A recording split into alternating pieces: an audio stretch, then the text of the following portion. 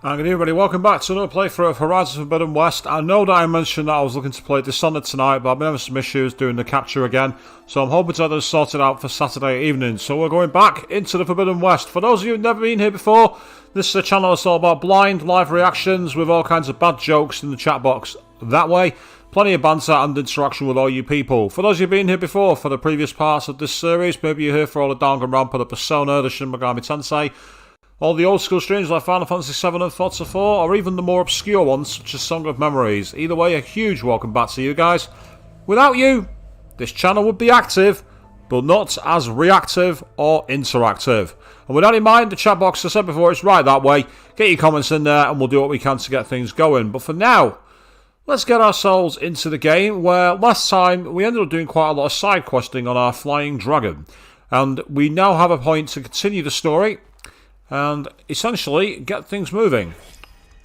We were all the way out in Plainsong because we just completed a quest for Zoe, where we essentially were looking to complete a few things. There's a few unknowns in the area here for some reason. I'm wondering what that unknown is. And it's on the way back, so let's go and take a look. First of all, though, I'm going to get out of here so I can summon my ride. Good luck. Oh, that's cool, hearing the song and seeing the beam in the air. That's really awesome.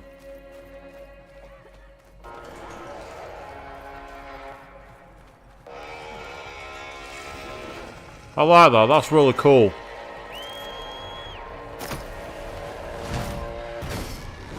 Okay, let's fly.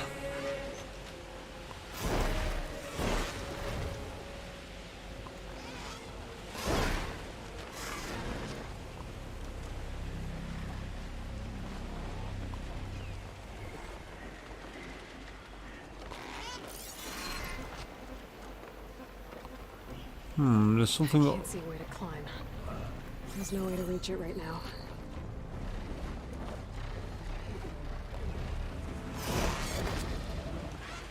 There's a Cyclops drone monitoring this area. I need to grab its data. Right, okay, so it's another one of the drones. Well, for now, let's head back to the main plot.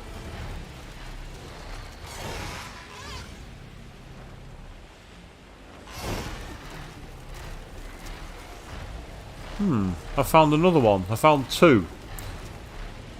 I wasn't even aiming for that unknown, but I got it anyway. Oh, there's actually a perch here. I didn't even see that, right on top of the roof. That's pretty awesome. So if I want to go back to Plainsong, I've got a place that I can land.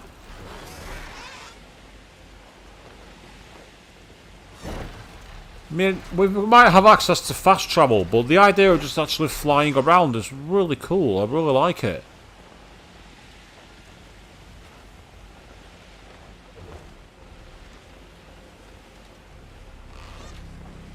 And that looks like a missing view tower to me. So let's land carefully.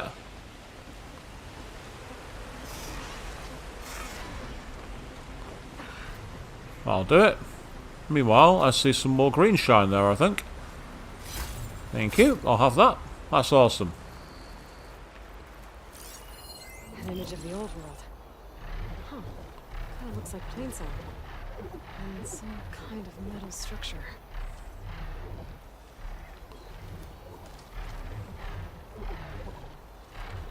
Okay, so we're looking for a vista point of Plainsong, where the two towers are.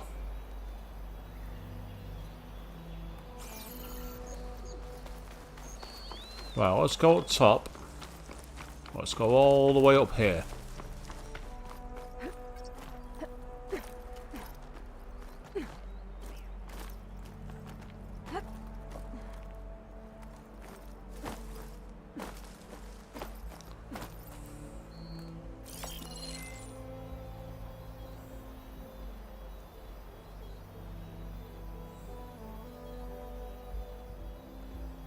Right. Looks like this image was taken from somewhere high up. Maybe I should try by those metal structures on the hillside. Okay, so let's go all the way up here.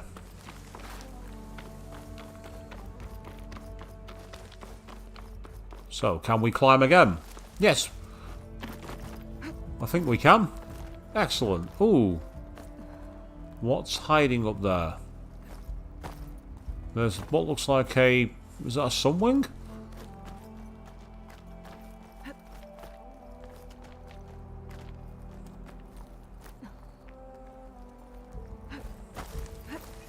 There's a campfire here somewhere as well.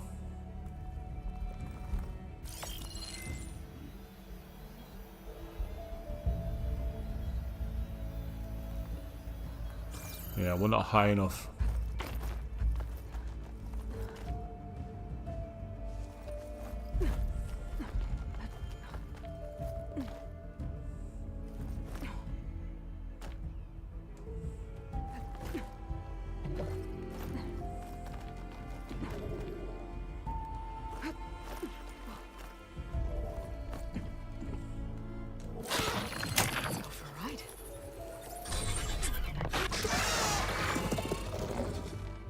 Now that it's overridden, it will give me an opportunity. Looks like I'm higher up than where the image was taken. Higher up. Right, okay. In which case... She mentioned about the metal structures. The only metal structures here are these windmills. So how about we split them? Let's stand in the middle. Right. How about up here? Maybe I'm too low to light up the image? I'm too low up there, and I'm too high up there. What about there then? Let's compromise. Let's go halfway. In fact, there's what looks like a platform there. Oh, bollocks. That's not going to work. Try this way. Excellent. Right. Because with these quests, what you got to do, obviously, is line the image up. And that's literally how you complete them. Very similar to the first game, where you had the eye portals, only there's a bit more to it. Actually getting it lined up is a bit harder. But as you can see, here's a flat platform. So this looks like the kind of place I want to be. That HM lookout seems promising. I could try to line up the image from there. It says ancient lookout. Ah, well, that's helpful. There's a piece of equipment here.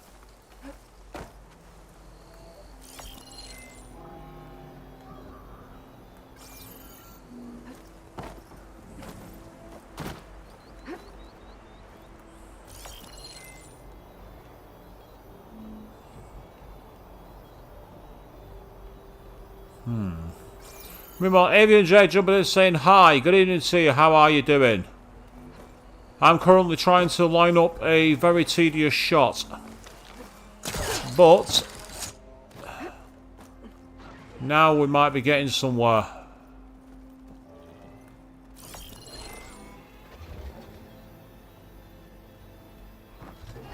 How are you doing today? It's happy Thursday because, of course, tomorrow is the final day of the week.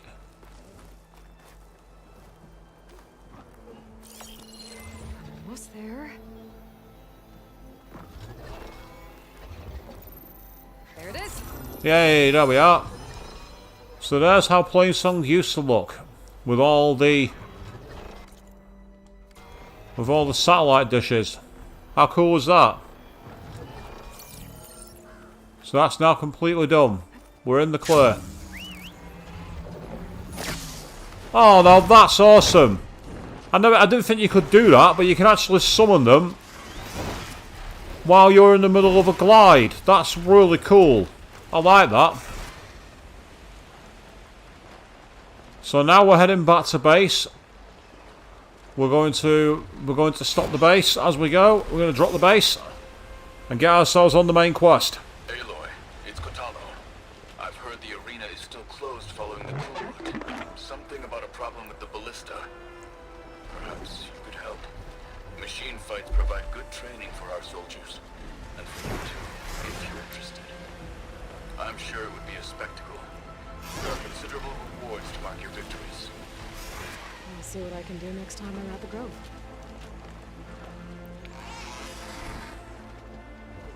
Right, we're on top of the base, from what I remember.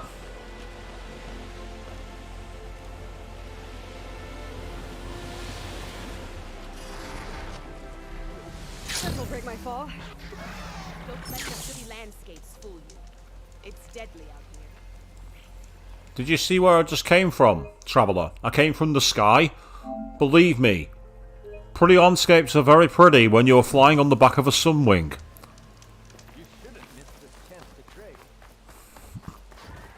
I shouldn't, but I'm going to because I need to get back to the game. On the last stream, I took you all side questing for way too long. So let's main quest for a while.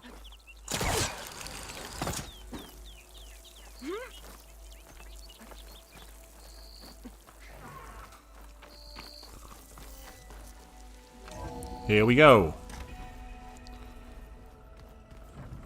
So, the question now is, what's this big plan? It involves taking out the Zenith, so I'm expecting it to be quite a messy one. We're taking those space slugs down. I think I talked to Aaron and got all the things out of it. Oh, no, there is something for companions.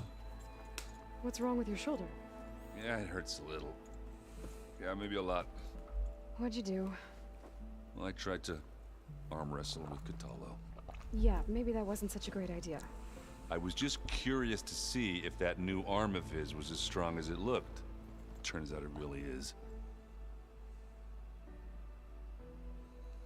Apologies, people. I've had a message from offline. No big deal.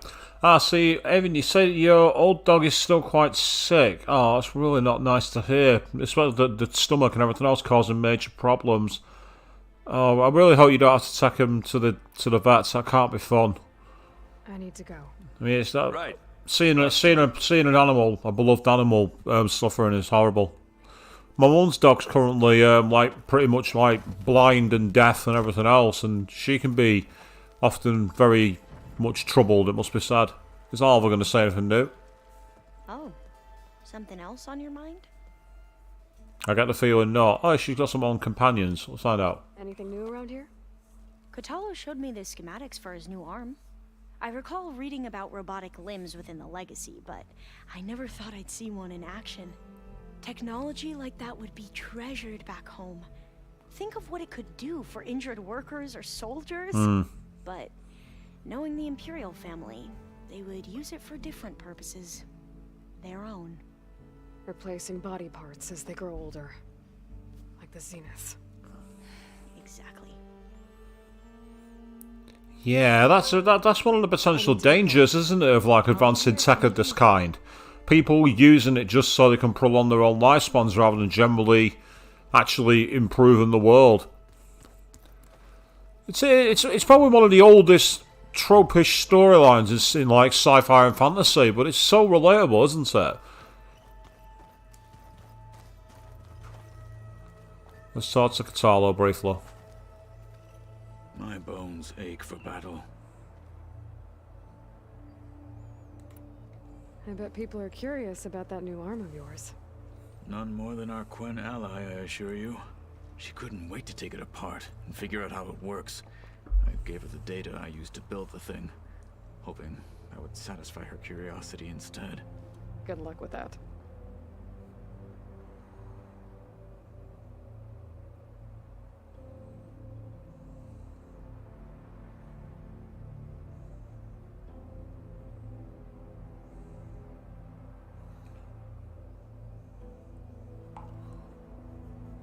Ah, yeah, you say it's rough when they get old, Avian.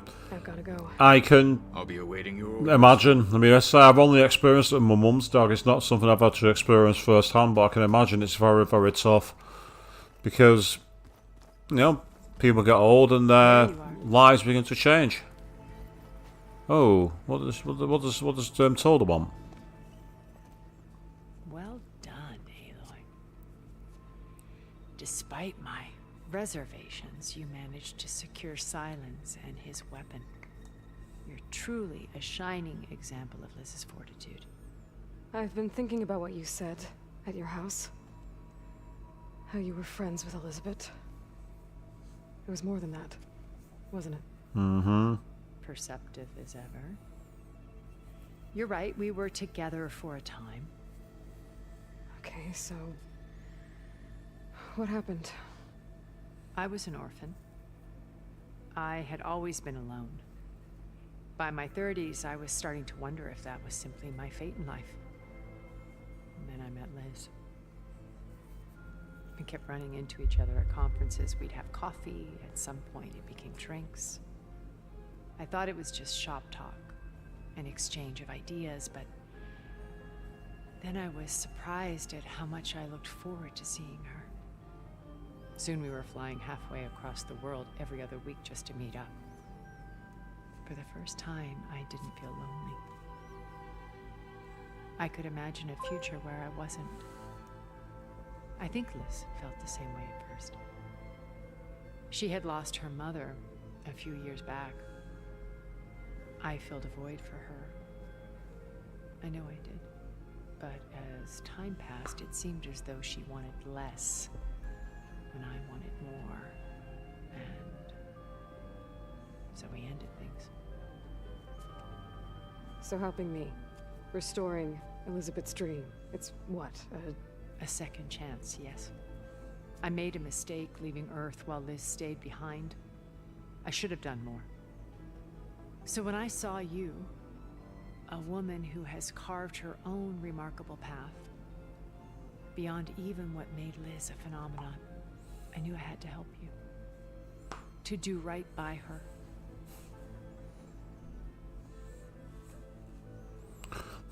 So, they were together for a while, it would seem. Well, it's nice that kind of relationship was touched upon. Makes you wonder why, though, that she chose to go away. Can't put it down to just a lover's quarrel, can you? There's definitely more to this story, for sure. Tilda and Elizabeth, there's more than meets the eye. And that's horrible, if you have to strike at night and you end up being up for... You've been up for the last 5 nights, pretty much. Oh my god. Oh no. I'm really sorry to hear that. I hope she gets better soon. I really do, because that's that's no way to spend your nights and your evenings. You said before that you're not like the other Zeniths. That you never were. But you went along with all of their plans. Out of necessity. I'm not proud of it. But complicity became a means of survival, both when Earth was consumed and when the colony on Sirius was destroyed. I did what I had to. But I resolved to remain one step ahead of the others, to try to undo what damage I could. Hence the data channel with Beta. The secret passage into their base and the little trick I pulled to save you. Yeah, what exactly was that trick? What exactly did you do? Why did you make the data channel look like your house? I built that house as a shelter to weather any storm. A safe place, not just for me, but for the art stored in its depths. Cultural artifacts of incalculable value. Truly, some of the greatest achievements of human civilization. And you wanted Beta to see them? Yes. Her upbringing was so cold and technical. I thought if she could experience Vermeer and Rembrandt, it would bring something else into her life. A heritage every bit as valuable as the scientific and technical data being drummed into her. I'm sorry I had to cut off contact, but I'll never regret sharing this house with her. She needed its shelter even more than I did. Again, I'm seeing a lot of altruism here, and I'm suspicious of it. I've been burned too many times from other games people, haven't I? Don't get me wrong, though. Sometimes altruism truly is altruism, so I'm being nervous here. I'm going to make myself look like an idiot again. And yes, I know. No change there, then. Why do you think Elizabeth pulled away? I've wondered that for 1,000 years. She was brilliant, visionary. She cared so deeply for the world, for the betterment of humanity. But it also felt like she kept everyone at arm's length, including me. She never wanted to share her burdens. I think, in the end, she had a core that she never let anyone be part of. Sometimes I wonder if anyone really knew her. I found a recording of you and Elizabeth back in the proving lab after Zenith's attempt to steal Gaia. Yes. A most unpleasant conversation. She said something after the call. I think she regretted how things ended between you. Did she? All this time, thank you for telling me. I'm I've glad. always hated that those were the last words we ever said to each other. And that her last impression of me was as a functionary of Zenith, not who I truly am. Yeah, I'm glad I'm not the only one who's suspicious, Avian. I mean, obviously we'll wait and see. When it's time to break into the Zenith base, what can we expect? I'll go over the full layout once you've assembled your friends. Suffice it to say, we will need to push as fast as possible to Beta and Gaia's location, dealing with heavy resistance along the way. There are also printing facilities where the others have been amassing the natural resources they've stripped from the region. What for? First for use in the base's infrastructure, and then to fabricate more Spectre drones, a small army of them. In addition, they've also been ferrying materials to and from our ship in orbit. After hundreds of years luxuriating in our digital comforts, the ship was barely space-worthy when we made our escape. Disaster can strike at any moment. We've learned our lesson.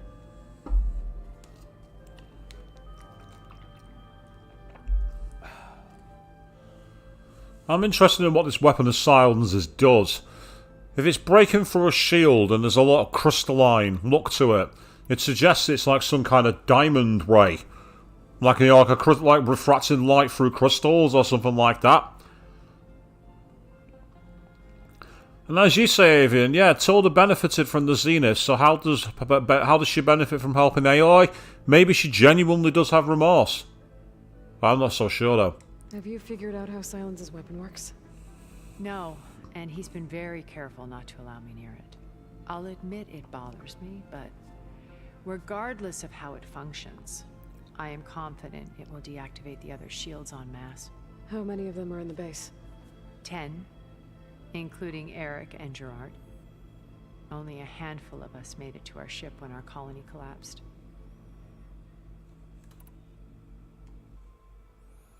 Ah, so there's even more. Okay. So, Eric. Was he always a bloodthirsty psychopath? I believe he got worse over time.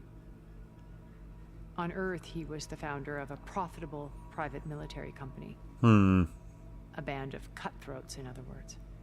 Even as governments abandoned human combatants in favor of automated warfare. He found success with clientele that required a more personal touch. There were also rumors that he personally hunted and killed his targets. On occasion, all for the thrill of it. In other words, But on assassins. Sirius, he retreated to virtual reality simulations. In them, he could go on rampages as violent as he pleased, though I suspect with diminishing satisfaction. All of his tribe believes he was one of the greatest people from the old world. Then they would be quite disappointed to meet him, though I'm sure he'd bask in the adoration. As to say, never meet your heroes. They will only disappoint you. What can you tell me about Gerard? He was the head of the world's largest financial conglomerate, and as such had dealings with almost every major corporation. It made him one of the wealthiest people on Earth, and certainly the wealthiest among Zenith. What does one person do with that much money? Buy more power, more influence. Gerard's always believed himself to be a refined patrician, able to maintain control with a polished smile. But beneath that exterior is a cold and calculating operator. It was his decision to restrict Beta's upbringing to her digital educators, the avatars of the Apollo database, while we were painted as her benefactors. Well, we'll deal with him soon enough. And the others. I would very much like to see his face when he realizes we've beaten him. So, this Gerard, talks about being one of the wealthiest people in the world, can buy more, and what do you do when you've got that money? Could that have been a shot at Jeff Bezos and Elon Musk? Well, you pay companies to make rockets and fly into space. Call it the Odyssey. Repopulate another world. Yes, people. Amazon and Tesla are the bad guys, apparently. You have been warned. When I was in the ruins of Vegas, I found data on a man named Stanley Chen. I think he was a Zenith. Stanley, ever the optimist. He was one of the good ones. When we established our colony, he built an exact replica of Las Vegas in virtual reality. Lights, shows, gambling, every detail perfectly recreated. And while others cloistered themselves in their own fantasies, he flung his doors wide to everyone. The way you're talking about him, I'm guessing he didn't make it back to Earth? No, he perished when our colony was destroyed. He would have been thrilled to discover that part of his beloved city survived. When Beta escaped and hid in an ancient research facility, I saw another one of the Zeniths. Verbena. Who was she? A dull star amidst a sea of brighter constellations. Unlike most of Far Zenith's members who amassed their wealth through shrewd business deals and technological achievements, Verbena inherited her billions. Her father had achieved great success in the luxury holotourism industry. At age 24, she became the world's most eligible bachelorette, branding herself a life designer. Someone who leverages their fame to influence the choice of others. What? Like a cult? In a way, yes. Well, she must have done something right to have survived this long. She was her own brand of ruthless. That much is true. But even rats can cling to a vessel for escape. Was that also a shot at Paris Hilton? Inheriting a hotel chain, eligible bachelorette, bad business decisions. Who else is next to get roasted by this game? Okay, so I've had run-ins with a handful of Zeniths. What about the rest? An array of the wealthiest people on Earth. Titans of their industries. And let me guess. All selfish and ruthless to the core? Most, but not all. There were a few with whom I got along. Annika Murjani, for instance, was always delightful. She founded the Holonet's most successful dance channel and was herself mesmerizing to watch. And I had fascinating discussions with Song Jiao about her work in cellular biology. Our immortality treatments are due in part to her achievements. But then there were others like Devin Miller, the CEO of a fast food printing corporation. His only real preoccupations were perfecting his golf swing and taking self-hollows.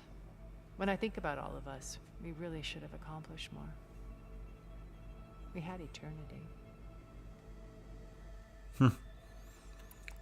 So it looks like we're out here, so let's carry on. And as you say, Evan, yeah, hit against the influencers. It's like, yeah, give me a like and subscribe and make sure you donate stuff to me via my Patreon or my Ko-fi. You can't do that. I don't have a Patreon or Ko-fi. Okay. I'll let you know when it's time. I'll be here until then. And thank you, Aloy, for giving me this chance. My past has always been a struggle. More than once I've lost everything. But when I look to the future, I see Liz's dream fulfilled. A universe of new possibilities. Maybe we can make it happen. We will. I won't let anything get in the way. I promise you that.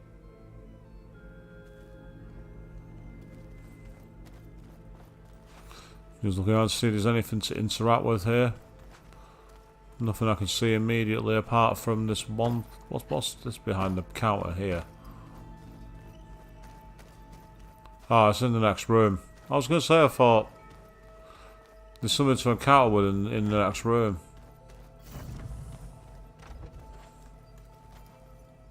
I failed Varl at Gemini. I should have pushed harder. I should have done more.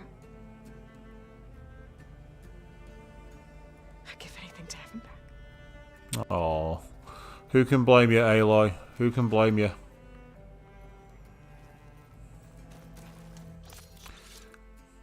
You lost a close friend, and it was a very deep shame. It's only right that you feel that way. Time to do a quick resupply while I can.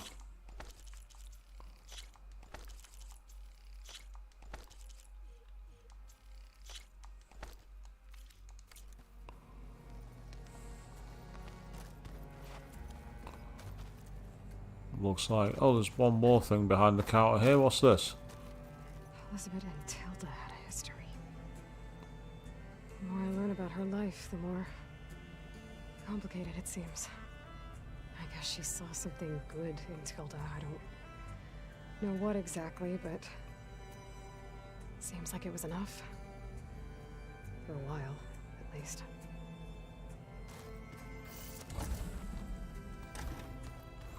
Right, okay.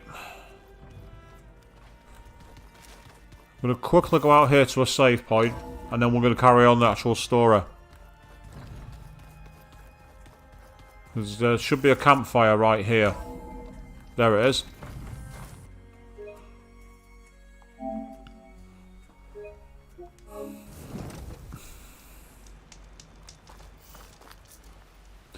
Yes, first half hour of stream and you've not seen me use my bow and arrow or my spear once.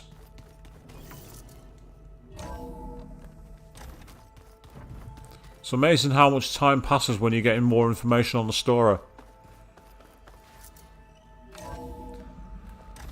Well, this is where Gaia was, which is not here anymore. Maybe it's time to get everyone together so Tilda can brief us. Okay. Anything I should handle before that? I'll tell you what there is I can handle before that. I've just seen I've got a load of skill points that I've not used.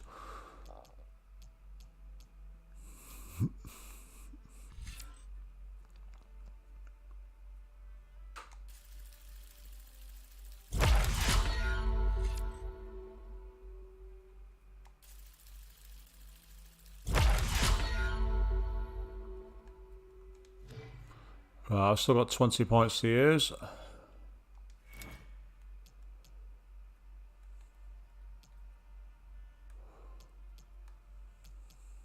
I think this is all ones to increase, isn't it? Yeah, I'm going to say no to those. That's Survivor.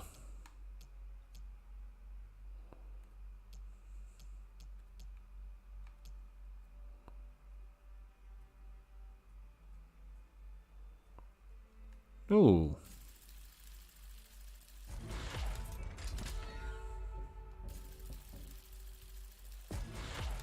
Basically like an extra defense weapon, basically. Give yourself an extra defense. That could become in handy.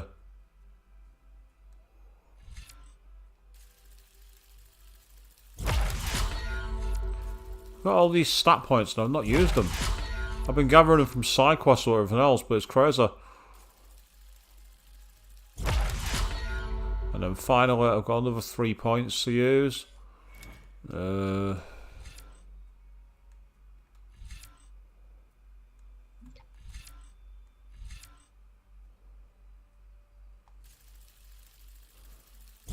increase the damage of machines that I override. Right. I've only just saved, I know, but I'm going to go save again. Being able to craft more ammo as well, so I've actually made the game a bit easier for myself. I've been playing the game in a bit more of a challenge mode, it would seem. Because I'm an imbecile. And as you say, yes, a shield is good, it'll come in handy. Get my valor up to maximum, equip the shield, and it should make it a lot better. A little extra damage, it'll take more damage, essentially. Take more damage, consume less resources. Oh, what? I don't want to do that. It defaulted to no. I hate it when it does that. Right. Now let's get on with the story. Basically, the game was saying, do you want to do any more side quests? And I'm saying, no. They don't.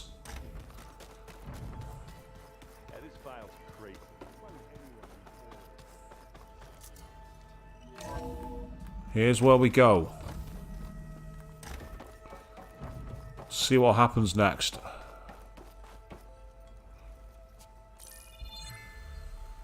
Alright, people. I need you up in the control room, right away.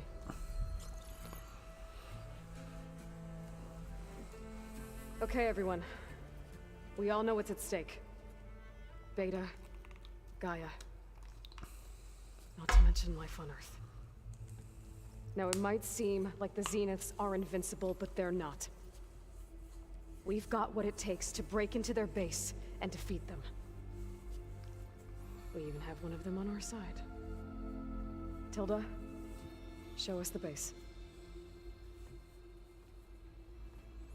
It is constructed atop the ruins of an ancient military facility on an island to the southwest. I can get us inside. To this location. Undetected. How exactly? You'll know when you need to. Once inside, our goal will be this structure. The launch tower. Gaia and Beta are being held at the top.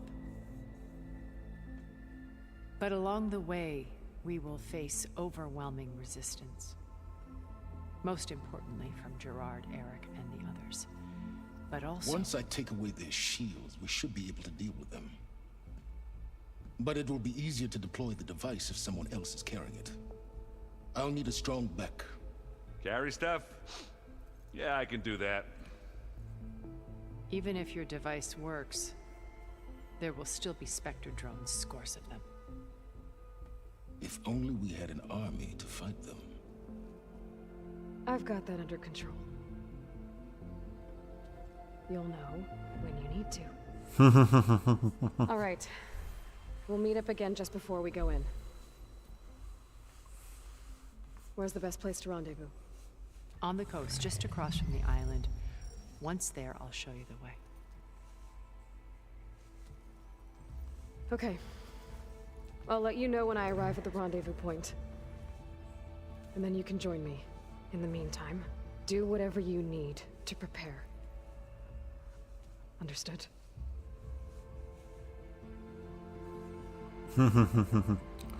He's not happy to be here, is he? Sounds like, I do not like being dragged around here by you, Aloy. A minute?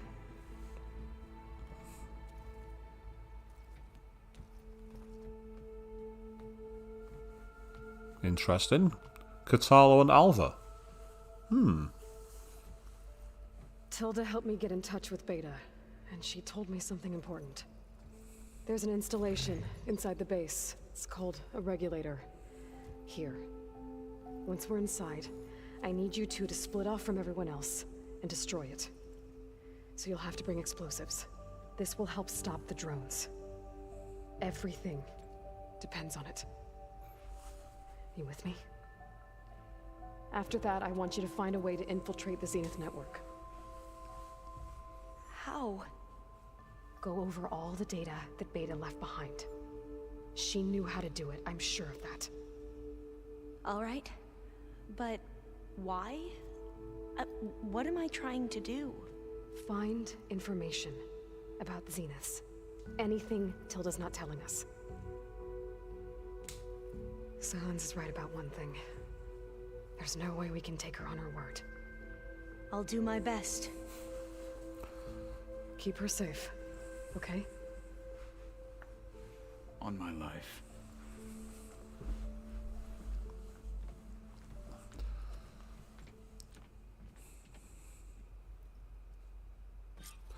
It's nice to see that Aloy is just as distrusting as we are, Arium. So it's got the option to talk to companions again. Well, let's find out what they got to say, I suppose. Cue the next hour of content, which is all for me just sitting around doing nothing. We're finally doing this. Never thought I'd be off on a mission to take down a bunch of immortals from the stars. I can hear the drinking songs already.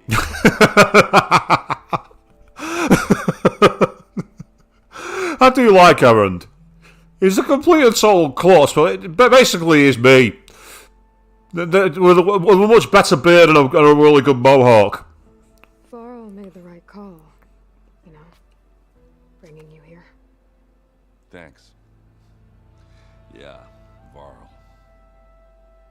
You know, I never knew he had a sister. I found out a few days before you guys went to Gemini. I was, well, to be honest, I was terrified I'd screw up the mission somehow. So he sat me down for a drink. Just one, mind you.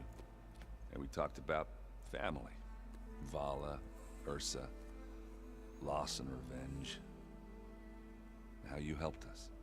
You know, we never did get that drink you promised back in the Embrace. And you never told me exactly how your sister escaped the Mad Sun King. I guess we never got round to it. World ending and all. No time like the present, though. If you're up for it. Oh, right, okay, I can actually do that. Interesting. Okay, well, we will see that scene, but let's talk about his training first. If that one's not working right, you can have one of my spare focuses, you know. Yeah, little bugger's got some personality, that's all. He's saved my butt a couple of times now. It wouldn't feel right to leave it behind. You know, besides, it goes with my outfit. Wouldn't want to spoil your look. Go on then, let's see what happens in this scene. You think it's time for us to finally have that drink? Yeah. I mean, yeah, of course. I just hope this doesn't trigger a romance situation, like in Mass Effect. Where's the beer? Oh. She's like, bruh. You expect me to get it for you? So, how did Ursa escape Mad Sun King Jiran's palace? Well, first she had to survive the Sun Ring. See, during the war, the Karja threw a prisoner a day in there. And, you know, for what? To die as sacrifices, fighting machines in a pit. Thinking somehow that was gonna appease all the other deranged machines in the world? Ha! And when it was Ursa's turn, the Karja thought she'd go down if they threw a big machine at her. Oh, but she didn't. And she defeated all of them. Even got some of Jiran's kestrels for good measure. And the Mad Sun King was impressed, I guess. Thought it'd be funny to have her run around his palace as a servant. He enjoyed humiliating her that way. I remember you telling me something about that. That's how she met Avad. He helped her escape. Yeah, but what no Karja scroll will ever tell you is how the young prince snuck Ursa out of the palace. He knew their best chance was to get Ursa to blend in, so he got her everything she needed to disguise herself as a Karja noblewoman. Yeah, perfumes, veils, and all. I get the feeling she wasn't too happy with that. Oh man, Ursa would have rather fought her way out of that palace with her bare hands than put on all of that Karja eye paint. But Avad insisted it was the only way, so she agreed under one condition. Avad had to dress up as well. She made Avad dress up like a noblewoman? As perfumed and powdered as a babe. Ursa said he looked better like that than he ever did in a crown. That would, definitely make for an interesting sight. Oh, it worked like a charm, too. Not only did they make it out of the palace, they paid a traveling merchant to get Ursa to the border, and none were the wiser.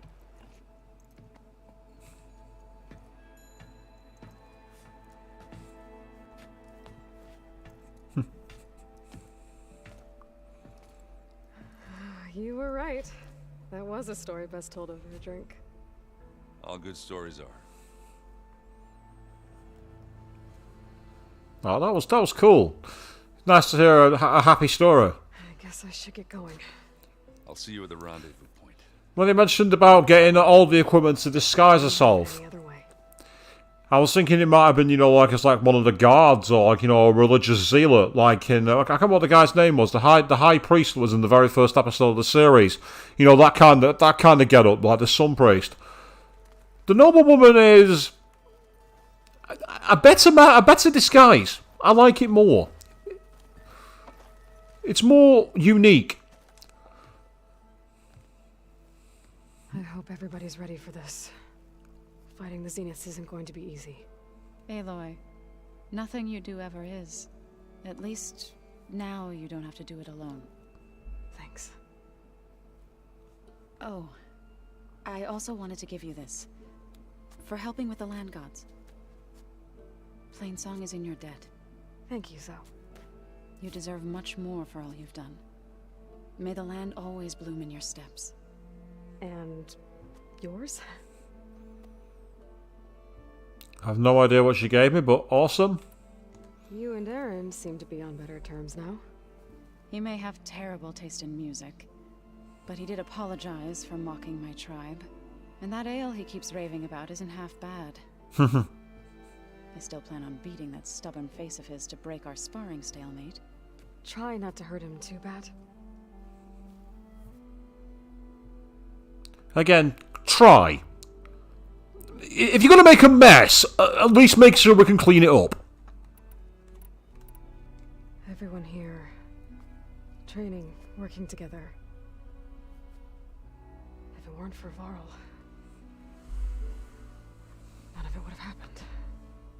You know, there was this one night, right before Varl left with you to go to Gemini. He realized I was having trouble sleeping. I was nervous about the mission. To be honest, I think we both were.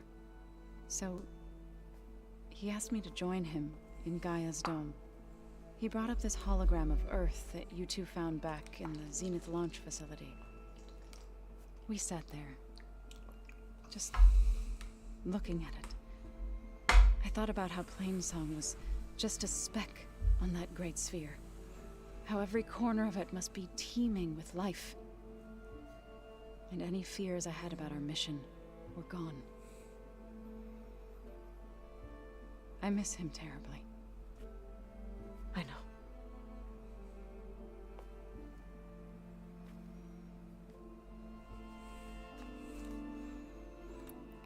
How'd it go with the chorus after we fixed the land gods? They were shocked when I told them that our lands would soon be on the mend. I thought Fane's eyes would pop out of his head. But of course they had no choice but to take it as good news, even if it meant all their preaching about meekly accepting our doom was exposed as rot. To be honest, I found the conversation to be highly enjoyable. I'm glad. You deserve it. They're lucky that you never gave up on saving them. Not a hint of sarcasm in that at all. I found it really enjoyable. I should go. I'll let you know when I'm ready to head to the base. Before you do, there is one favor I would ask of you. What is it? You placed this focus in my care, and gave me the highest calling an Utaru has ever known. If I should fall in battle, I'd like you to be the one to bury my seed pouch. For the both of us. Jeez, fucking hell. Make sure you stay alive to do so. Let's just try to all come back home. Okay? Ooh, damn. Wow. Now that's a heavy request. Here's me thinking there'd be an extra side quest to go and, like, find some extra, like, you know, carving or something like that, but no. Be the one to bury my... Oof. Wow. Damn. You nervous? I'd be lying if I said I'm not slightly apprehensive. The plan will work if we all focus on our assignments. Right.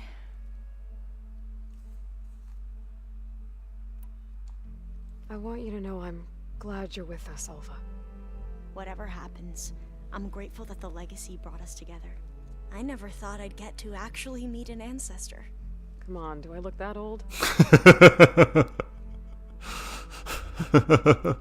Nicely no-sold there, Aloy. Very nicely no-sold. Katala will protect you inside the Zenith base. I'm not afraid.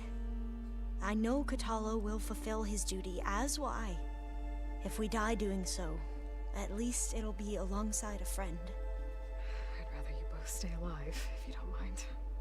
We'll try and keep that in mind. I feel like I'm back playing Persona 3 at the moment. Everyone's talking about dying. It's like, guys, we beat Nyx. What are you doing? Once all this is over, will you go back across the ocean? I don't know.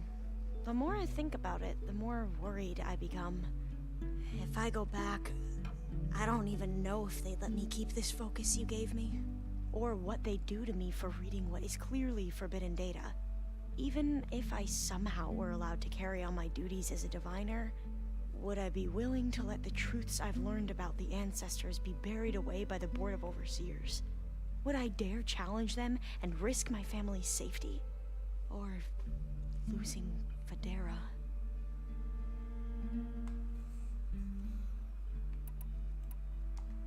Who's this Federa you mentioned? She is another diviner. One of our best. We used to be rivals at the academy. I hated her guts. But apparently there's a fine line between hate and love. We became very close, and then I was assigned to the expedition. She promised she'd wait for me, no matter how long it took. Well, that was smart of her. She won't do any better. Yeah, I don't know about that. I do.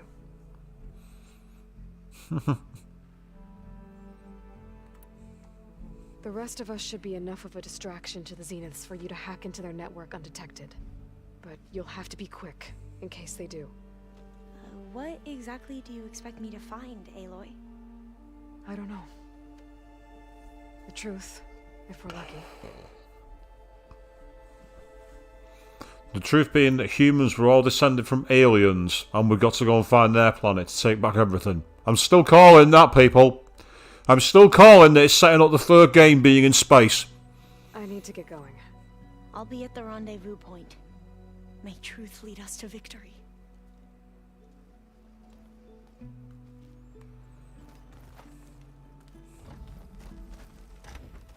No, there's nothing new in there, so that's fine. Anyone hiding back here? Answer is no. Ah. There's Tilda, I'm guessing. Let's see what she has to say. Welcome back, Aloy. Would you like to continue our chat? Oh. There's nothing here. There's nothing new. That's a surprise. I should be going. I'll be making final preparations. I've always found that annoying when it doesn't like tell you about that. You know, it's like it doesn't tell you in advance if they've got nothing new to say.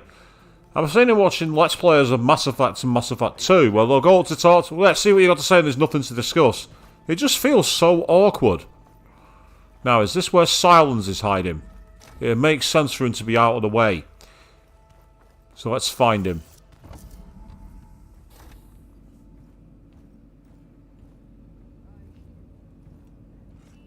This place smells wrong. Oh, it's not. No sand or wind, only cold steel.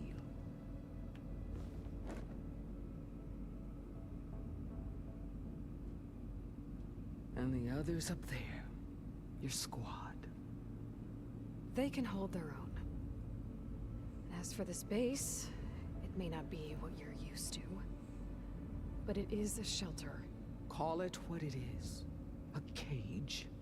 You came here on your own. For the battle you promised. So for now I wait in my cage for your word. Tell me when to strike.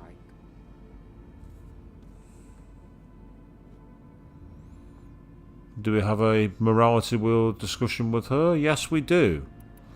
Let's find more about this. I'm curious. The whole time I've been in the West, I've been fighting you and your rebels. I'd at least like to know why. You were among the enemy. What more is there to know? Why did you do it?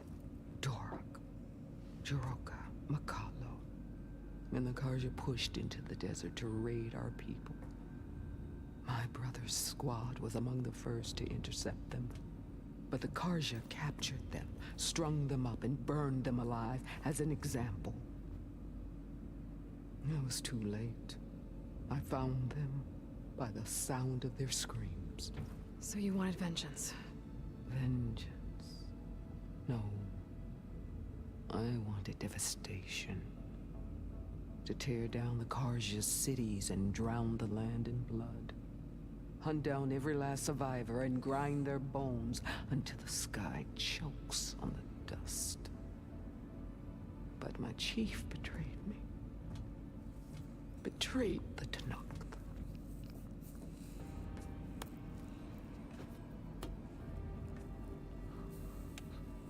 I really do like the way the voice actress portrayed that then. It had this really malicious, almost super villain level of want, and yet the tone had this proper dark, depressed, really anxious thing. It was a fantastic amalgamation. One of the better examples I've seen of voice acting so far. Really well done. Meanwhile, Arson Jack jumping in on there saying, quick message to say you'll be heading off to sleep soon. Well, have a good night, mate. And you'll be at Hulk and Comic Con next weekend with your Moxie cosplay. Awesome, mate. Next weekend I'm doing something and I can't remember what it is. Don't you hate when that happens? When you got a schedule and you don't remember what's going on? How did Hikaru betray you? Hikaru called on the clans to resist the Karja's red raids. But we did more than just defend. We hunted them. And they fled as children before a pack of claw striders all the way to their border. There we ripped down their stone walls. Their domain was ours for the taking. But when it came time to push on, Hikaru ordered us to fall back. What soldier retreats when slaughter is at hand? The kind who wants peace for their people. Peace is just a lull between vendettas. But I thought my chief had greater tactics in mind, so I stood by him, even when he allowed that filthy Karja to join our ranks. Fashav. I enjoyed watching him die at the embassy.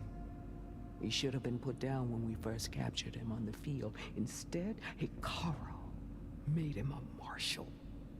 Fashav told me how he became a marshal. He earned it just like any Tenakth. It was an insult. No Outlander can ever deserve to wear our armor, bear our marks. And then a Karja messenger was brought before us? That's when I knew. I had to run my blade through Hikaru and drag his treacherous corpse to the gates of the Sundom.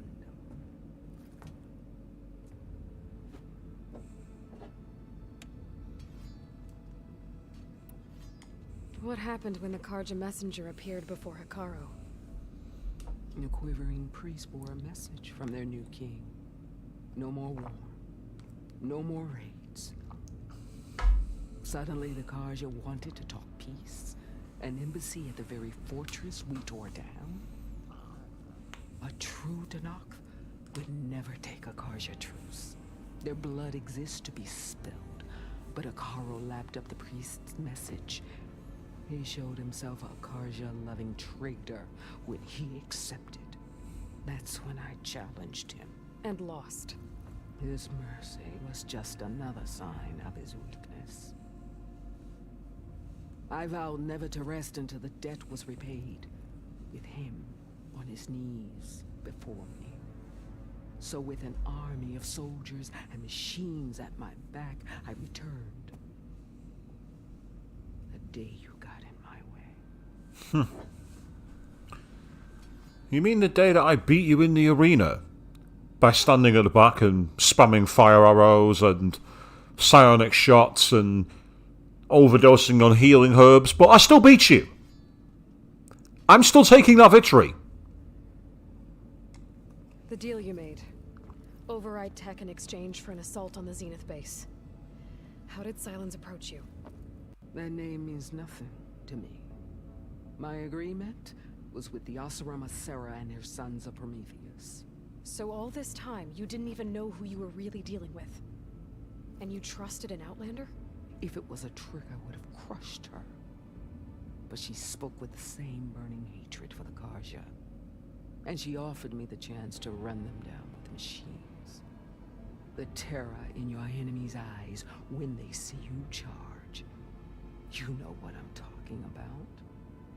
I bet you felt it. I don't think so.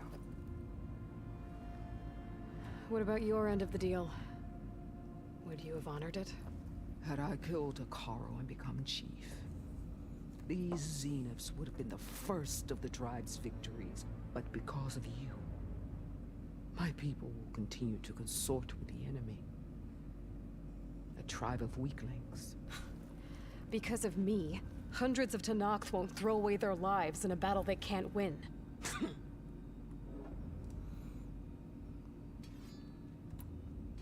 Are you really going to fight alongside me? I have no reason to betray you. Really? I failed to kill Hikaru, failed to eliminate you. No Tenakth would follow me now. The Karja remain out of my reach, cowering behind their walls.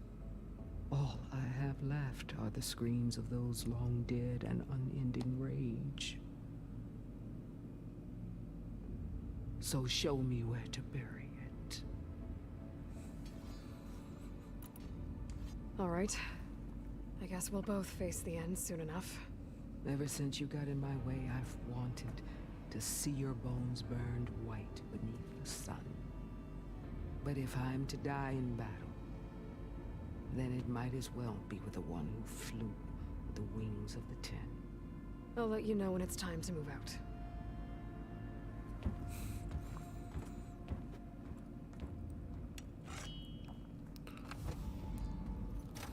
So it's a pity that she disappeared from the story for quite a long time, because the voice actress who does her voice is absolutely incredible. I really like as I say, the juxtaposition of pure, like, almost supervillain malice and the really aggressive style. Now, I still not figured out what this code is. I still don't know what the code to get in there is. I've not been able to find the clue for it. I need to find that at some point. I need to do some digging on it. And by that I don't mean look it up online. Because unlike other doors, there's no like obvious clue as to where you get it from, you know what I mean? It's not like in the other ruins, for instance, where you just see the code. But you know, I'll say that, and I bet I've been in there in the past and forgot about it. But hey ho.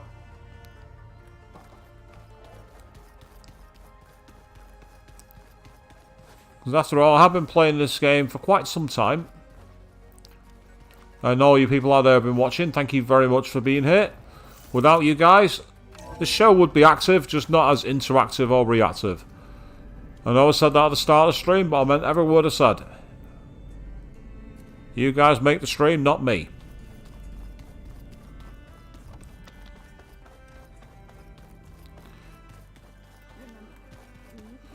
So I'm wondering where Silence is hiding them, because I'm not seeing anything from him. Did you need Ah, something? here he is. Go on then, let's finally talk to him. Bravo. You managed to sway a Zenith to your side. Care to explain? Not a chance. I thought you said the weapon was ready. There's always room to optimize. But that's not why you're here. I assume you want to comprehend my undertakings. So, ask away. Since when were you so forthcoming? Since you turned this into a waiting game. And as it seems you have found modest success, perhaps I'm willing to be generous.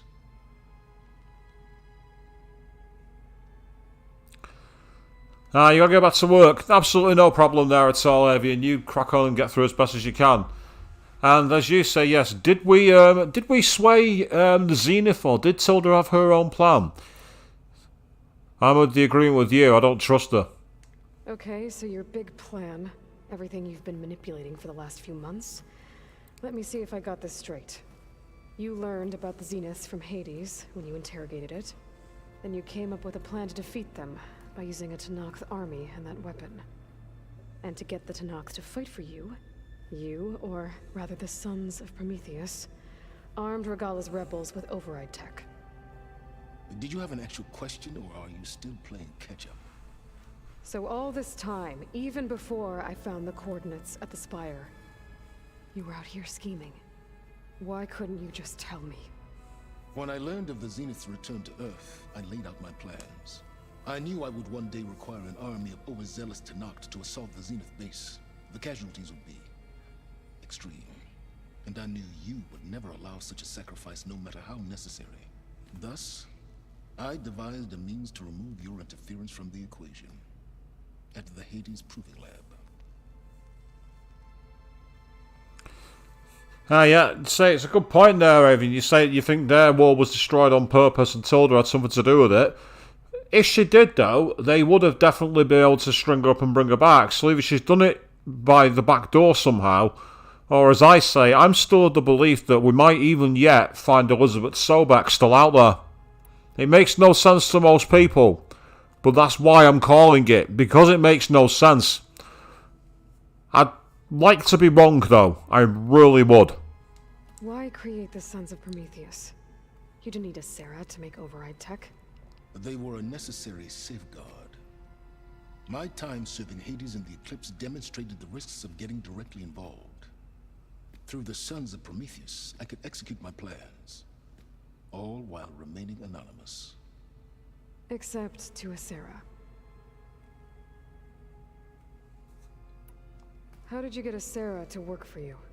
I knew there was an associate of the Oseram tinker, Durval, who escaped his failed assault on Meridian. It was trivial to track her down and gain her cooperation. She wanted to succeed where Durval had failed. So you promised her Regala and the Tenakth. The Sarah would help you create a machine-riding army and wanted to see Meridian burn as much as she did. And so a partnership was born out of thirst for blood, bonded in mutual self-interest. You think you had everything figured out, huh? I did. He's very cocky. I like his cockiness. You wanted me to surrender to the Zenith at the Hades Proving Lab.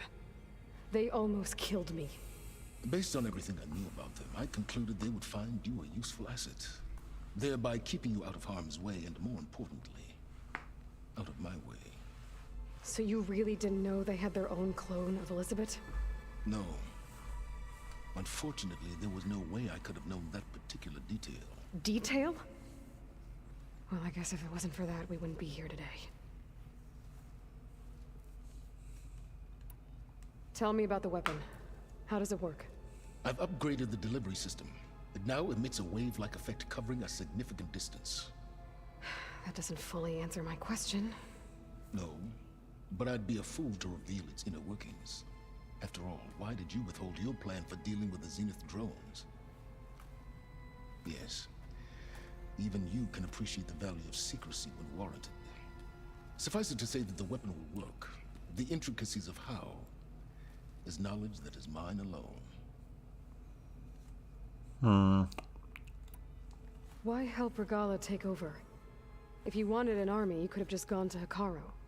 Before Regala's rebellion, Hikaru was only concerned with battling machines and fostering friendships with Akarja. Even if I gained his ear, he would never agree to send his forces to battle a threat he couldn't understand. So helping a bloodthirsty exile was easier. Yes, exceedingly so. All Regala craved was war against the Karja and anyone who threatens the Tenakth. She would have led the tribe into battle without question, which was precisely what I needed. While I was out there, I had a couple run-ins with the Quen. The tribe from across the ocean. And? Their entire tribe was shaped around the discovery focuses. One of them, Alva, even joined me here. Don't you want to know more about them? No. They stumbled upon the greatest technological artifact from the ancient world, and what did they do with it? They shrouded the knowledge they unearthed in mysticism and taboo, creating a pantheon out of corporate shills. Yes, well, it also led them to Thebes. Did it now? Yeah, that's got his attention, hasn't it? So those run-ins with the Quen I mentioned. On one of them I teamed up with their expedition to search Thebes. We found Pharaoh at the end. You must have needed Omega clearance. So, what was it like? Worse than you can imagine. He single-handedly wiped out collective human knowledge. I'm sure it was still less than he deserved. Let me guess. You would have scraped him into a jar so you could prod his brain, like what you did with Hades. For a start. We'll start with that. We can get much worse. Alright, Silence. I think I've talked to you long enough. I'll let you know when it's time to go. And try not to mess with Tilda while you're in here, okay? I don't need the two of you butting heads. Ah, yes. About your Zenith ally. I wonder if you understand what kind of person you're dealing with. For someone to live as long as she has, outlast as many calamities, well, your goals may be aligned now, but I'd watch for the moment they diverge. Yeah, I'm aware. Reminds me of someone else I know. Survival is only a necessity to my greater purpose, Aloy. I'd hoped you'd recognize that by now. Do you know something or not? Oh, I know a great deal of things. But on this, you just call it a feeling. Oh, a feeling? You mean you finally had one? Guess even you can change, Silence. Aloy's picking up the sass, it must be said. She's picking up the sass, I'll give her that.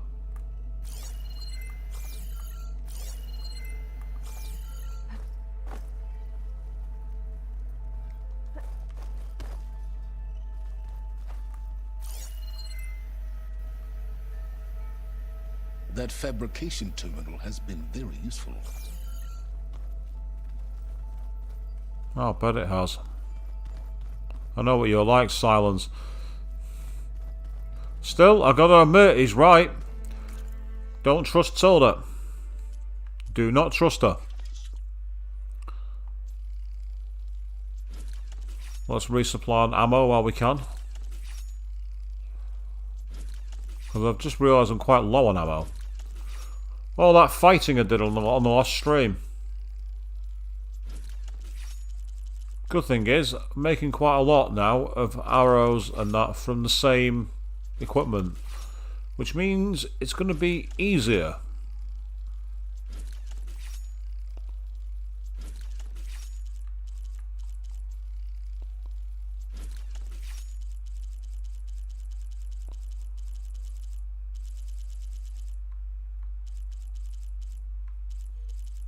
Right, okay.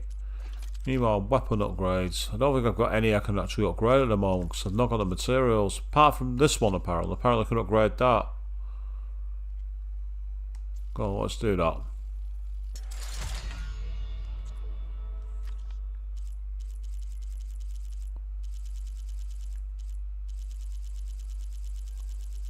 Yeah, nothing new there of interest. That's fine. And then outfit upgrades.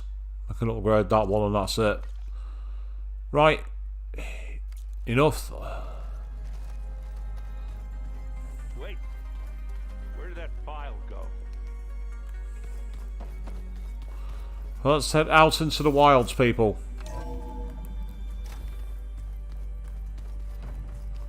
Do a quick save while I can. And then we will head over to the coast.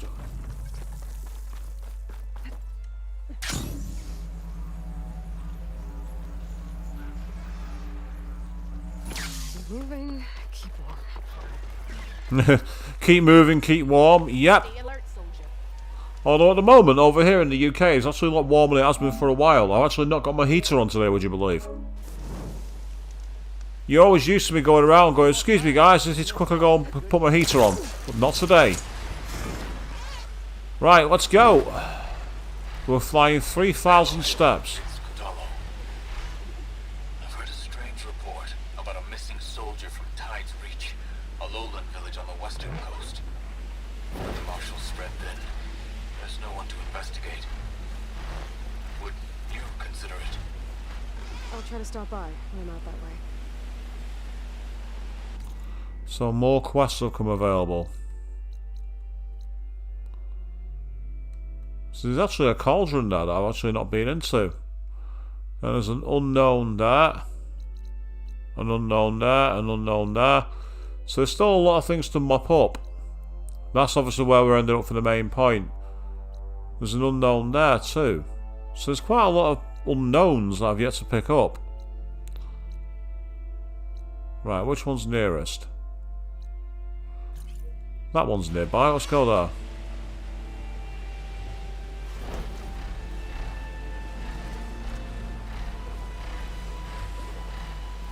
I promise you all I'll get on with the main game, and here I am back to the side quest once more.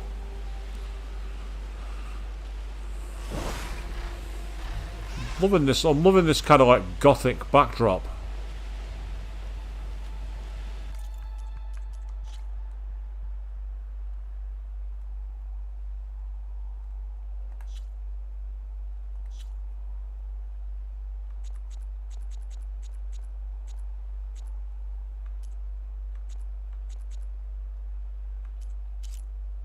Oh wow, that's pretty nice. That's not. That's not. That's rubbish. That's rubbish. Oh no, that's horrible. That's not bad. Me. Absolutely not. No. No. No. Definitely not. Absolutely not. I really like that actually. You can turn its intensity down a bit so you can make it a bit less intense.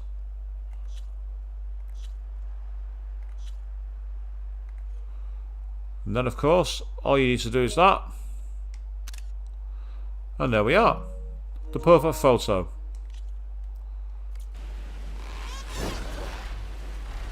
You can do a similar thing to that in Final Fantasy VII Remake, but it's not quite as good. Although I will say this about the Final Fantasy VII Remake one. You can do a lot more things like tilting the camera angle and things like that. I imagine you probably can in this, but I've not really got time to figure it out. But I thought it was kind of cool to take a shot like that together. So yes. I've even stopped the main quest so I can go and use photo mode. What does that say about me, people?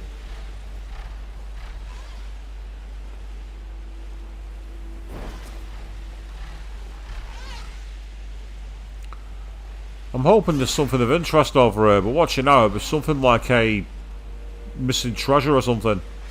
Although it could be another one of those viewpoints.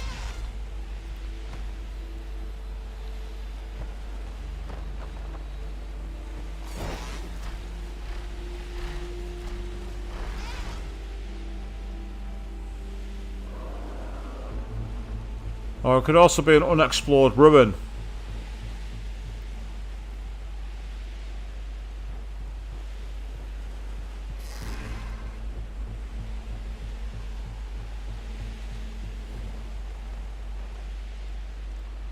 Taking advantage of the... Oh, it's another aircraft, I think.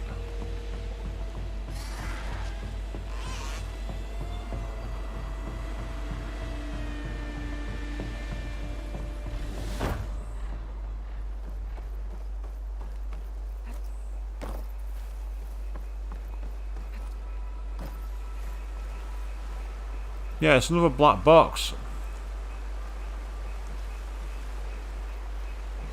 Yeah, your priorities, you'll be doing the side quests too.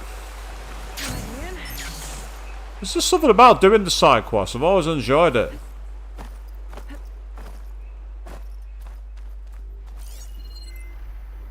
So somehow we gotta get inside there.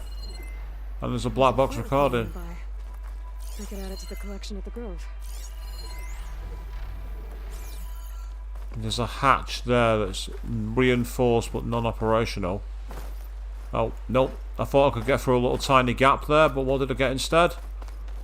A big fat nothing. Oh, hello. Found a campfire. That's useful. Yeah, finding loot. We all know how much loot is important. Loot is very, very important. You need to find loot.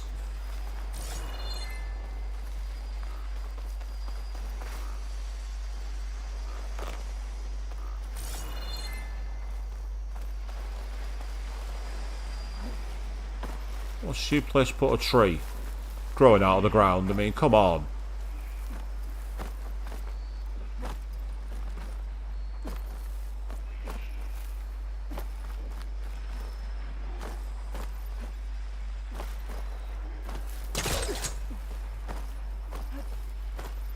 I don't know what I just grabbed onto then, but it was useful to say the least.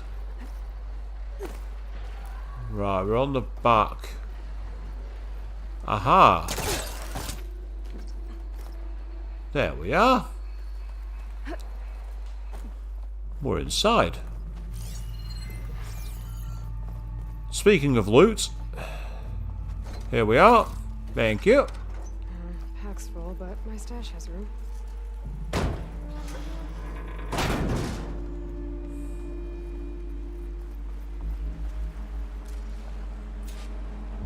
This is Romeo requesting status update.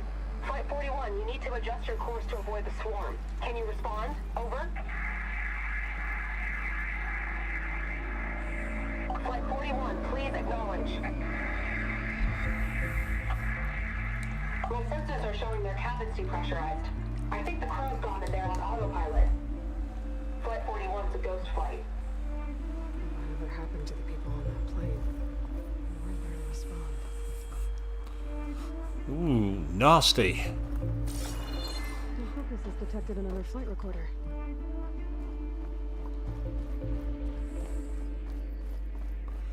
So, for now...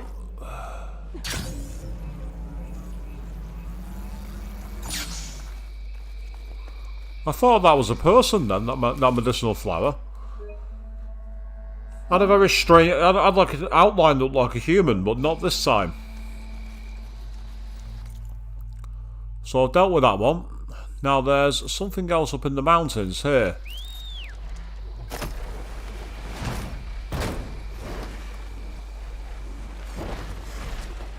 So let's find out what's up here.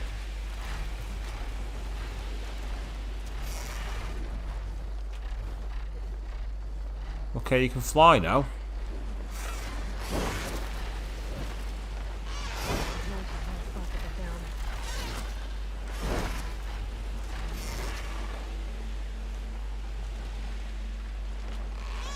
Oh, that's pretty awesome, seeing all the fires lit up over the grove. That's really cool. I'm loving that.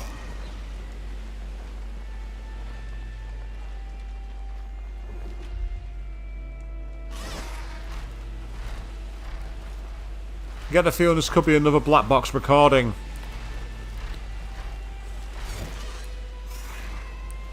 Over the weekend, I need to actually go back through my streams and do some chapters on the videos. Ooh, that better not be a Stormbird. I do not want to fight a Stormbird. Not in the mood for that.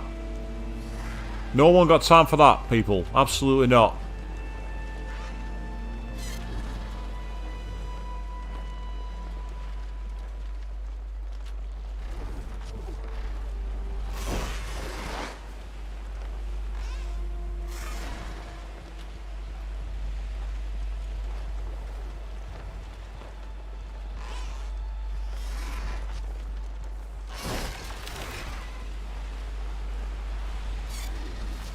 Drone. Been watching the biosphere. I should grab its data.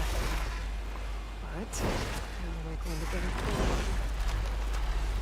Right, I can't be bothered fighting them for now, so we'll move off from there. So there's a drone up here in the mountains. That's cool.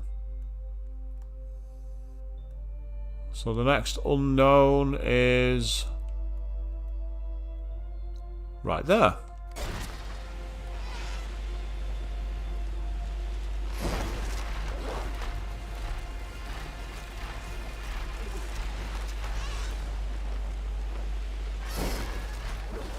Must not engage that enemy, whatever it is. Must not engage.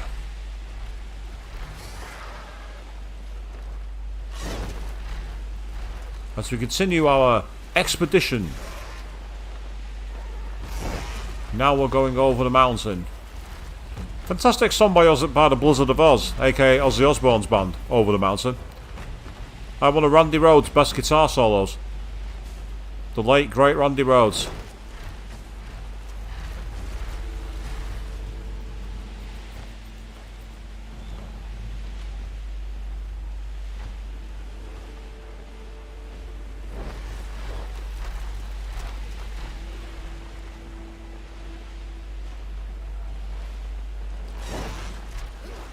There were some wings below us, but I don't think they saw us because we were too high up.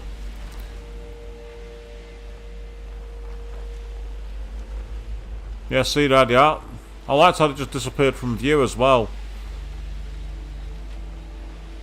That's a really cool shot of all the fog. Persona 4, is that you?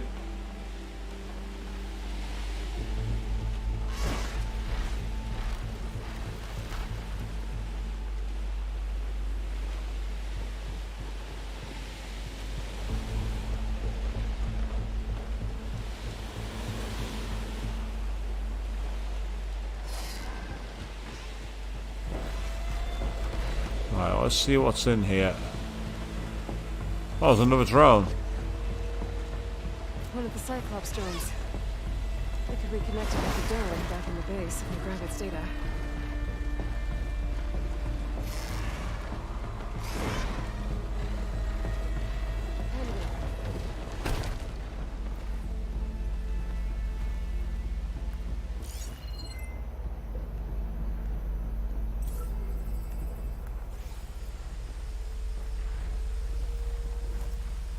You're mine!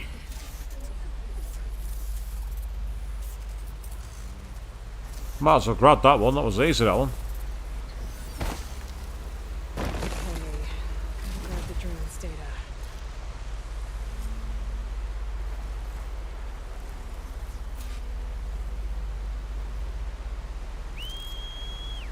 That was quite an easy one, that one. Wait until you got the ability to fly and then just fly above it. That wasn't tough at all. I quite like that one. Right, I'm sure there's another question mark nearby, and indeed there is. There's one down here. So let's go and tackle it.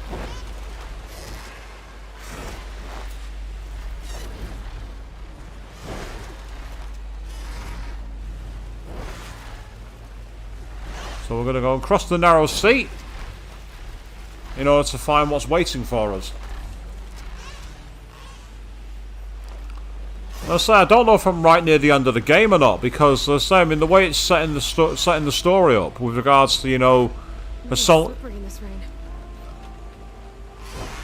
the Zenith and everything, it would suggest we're not too far away from the end game. And to be fair, I've been playing the game for about 100 hours. Most of which has been grinding and side questing. It just shows how much content there is in the world of this game. There's tons of content. Absolutely tons of it.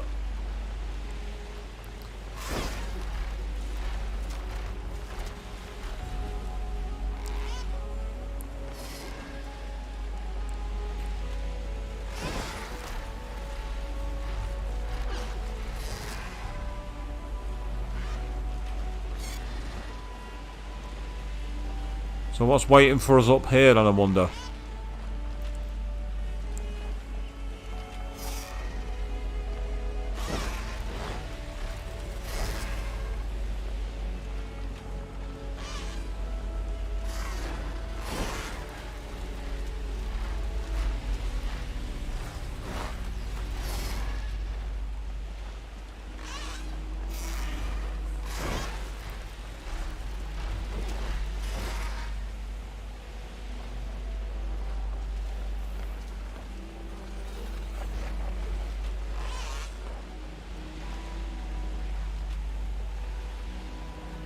Right, there's something down there. The question is what?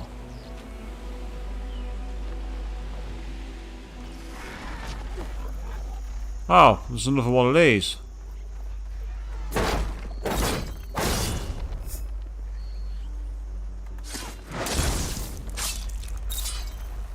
So what's waiting behind the metal flower? Oh, a cave. Ah, we're in another sunken cavern.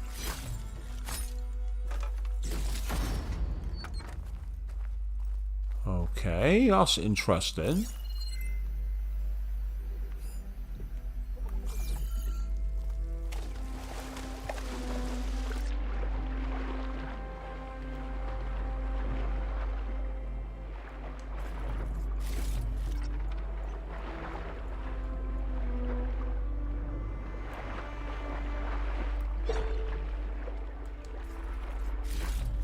I might trade for something good. So I'm loving the fact that it turns, even though I've said it before, I love how turning the radar into sonar is a good thing.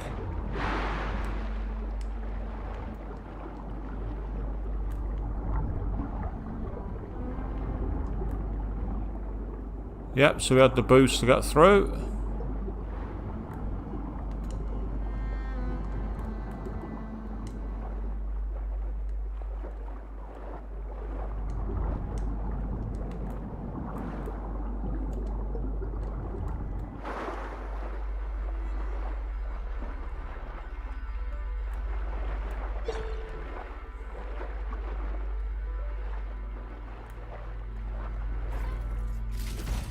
A lot of sunken safes here, which is a good thing.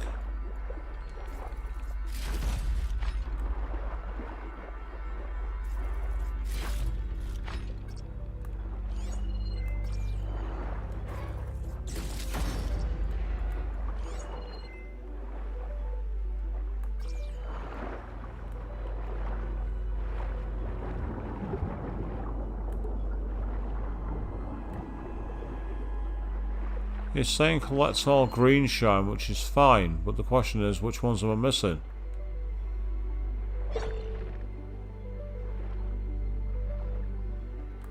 Aha, over there.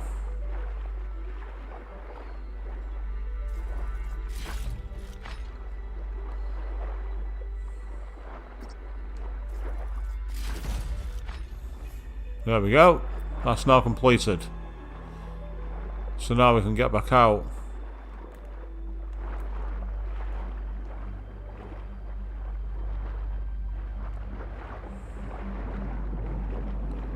And we're not going to need to use the boosters here because we're going with the current.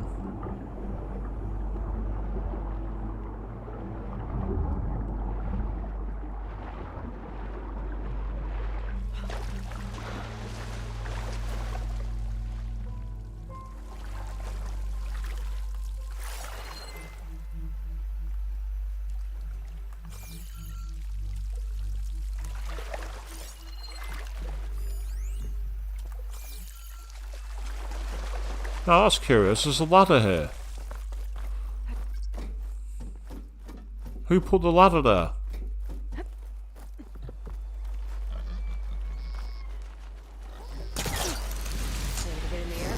Oh well, I'm not bothered. It's now done. So that's another one of the metal flowers now complete, which is fantastic. Yes, there's an unknown cauldron there too. There's an unknown on that side, and there's a side quest there too in the Memorial Grove.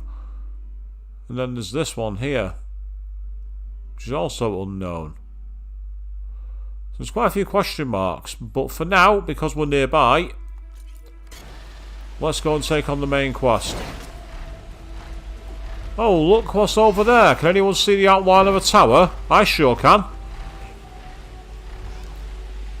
Tell you what, actually, while I've got the chance, yeah, we're gonna pass a campfire.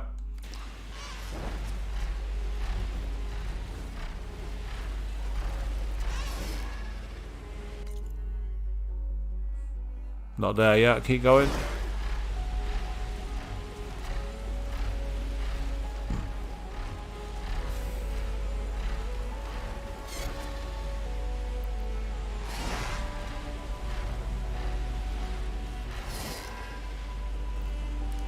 Yes, I'm hoping to do another pizza gaming night at some point. I need to contact my buddy Nerdy Hound, see if he's up for it.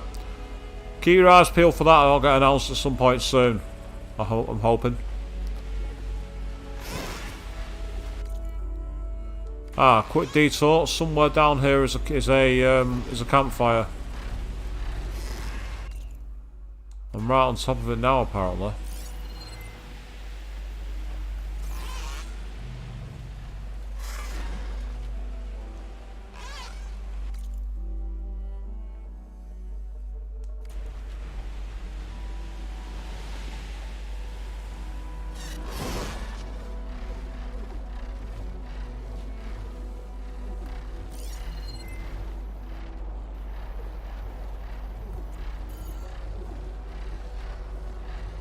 I'm apparently right on top of a campfire, but I don't see it. Unless I've gone blind.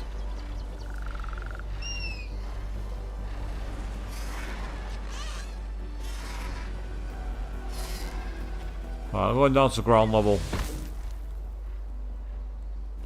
There it is. Couldn't see it from the air, but from the ground it was easier.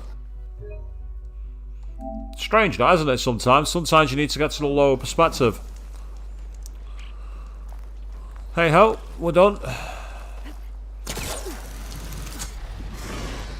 Excellent. Right. Let's get going.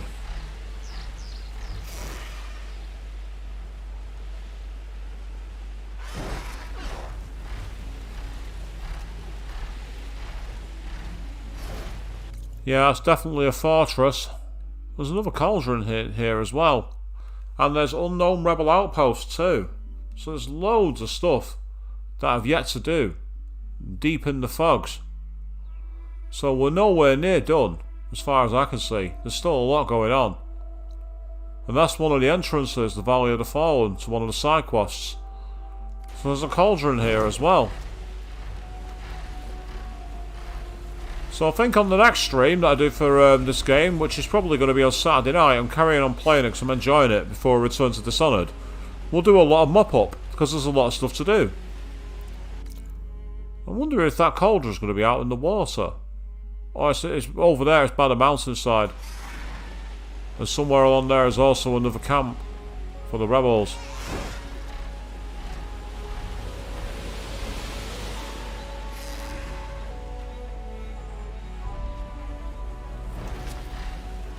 This isn't like in Batman, where if you do a dive glide, you can then take off and get more height. It's not like that. But yeah, that's definitely where we're going to. Look at that's got the final area. It's almost like a spaceport. That's what it reminds me of. Which is no coincidence. Absolutely no coincidence that it looks like a spaceport. Considering where they've come from, far Zenith. Don't think I can fly through that shield. No. No, you can't. I've just noticed that. I don't think flying through the shield is going to work somehow. I'm not trying to, Aloy. Don't worry about it. I'm just glad that they've not shot us out of the sky. I was expecting that. But they seriously thought they were just going to be able to ride through that? Is that what they were expecting? Because if they did, they're an imbecile. There's absolutely no way that was going to happen.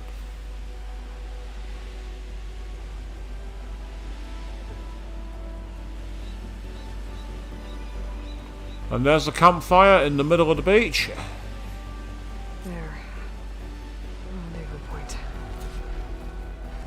I should take care of everything I can before calling in the others to attack the Zenith base. Right, that tells me that this is going to be the finale. Take care of take care of absolutely everything. So, it's a question of how long it's going to take, people. Let's go. If you proceed past what you're locked into seniority, and yeah, I was right.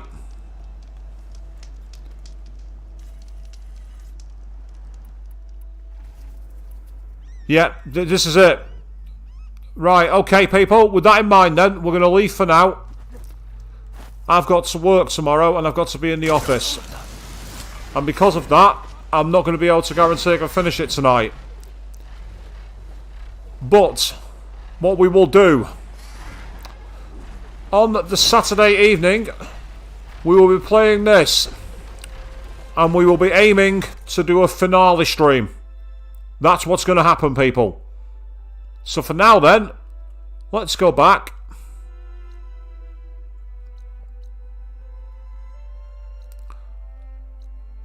Trying to see if there's any quick quest that I want to pick up. I'm after to go into the mountains. Let's go here.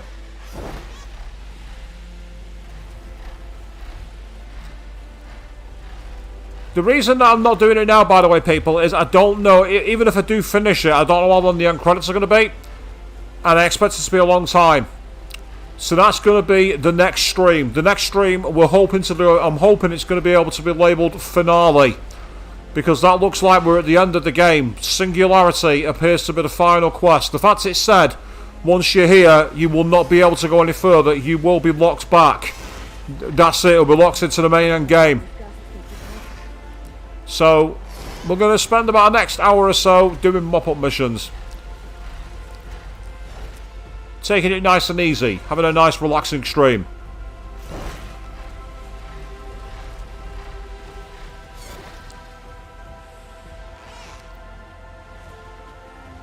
So that's the plan? Absolutely, Avian. Yes, mop-up time. That's exactly right. And even though I said I was going to play Dishonored and everything else, I've now reached what appears to be the end game. And because it's the end game, I do not want to end it early. I do not want to get caught essentially trying to play a game and then getting stuck for hours.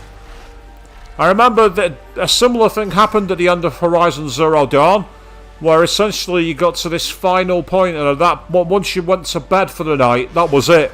You were locked into the end game and you had multiple quest lines to do. I don't want to face a similar outcome right now.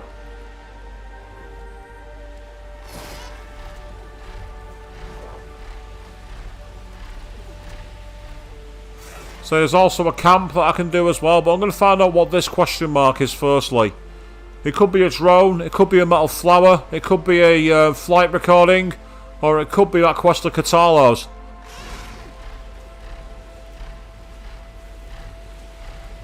We've got quite a way to go yet, we've still got over 1,000 steps according to the game.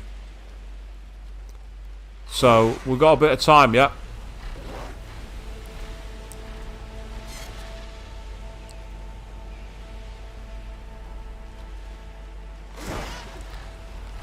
So for those of you who haven't played Zero Dawn, by the way, I do highly recommend it, because it's actually quite cheap to get these days. You can only get it on PSN for about anywhere between like £5 and £20, but it turns up on Steam as well, and apparently on Steam it's very, very cheap. I only played Zero Dawn because Sony, for some strange reason, gave it away last year. They actually gave it away as a game called Gaming at Home. It wasn't on the PlayStation Plus or anything like that, it was just, here, have a free game. To which I'm like, okay, thank you very much. And then I played it, I'm like, this is awesome. Why did I never play this before? And I think it's because it was an open world game, and I'm not the biggest fan, mostly, of open world games. I find open world games often quite boring, and you're having to do a lot of stuff, but I've really liked the way that Horizon slowly opened it up as it's gone along. I've not felt overwhelmed. Again, by comparison, GTA 5, you literally have access to all 3 of the islands that make up San Andreas, and it's just, there's so many places to get lost in straight away. You literally just get lost rather than like enjoying the world and the lore. Whereas anyone who played the original San Andreas back in the PS2 era will remember it opened up very, very slowly, and you couldn't cheese your way to it.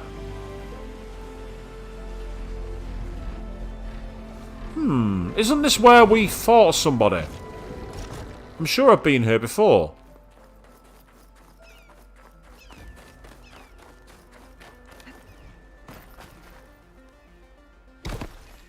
No, it's another sunken cavern.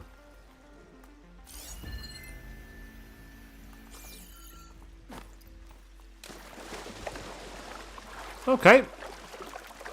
Let's go getting more loot, people, because we like loot on this channel. We are dirty scavengers. We see treasure, we hunt it. Ooh. And this place is guarded. There are underwater monsters. I did not need that. What I can do, however, if I've still got them equipped in my inventory, is I can use smoke bombs at least.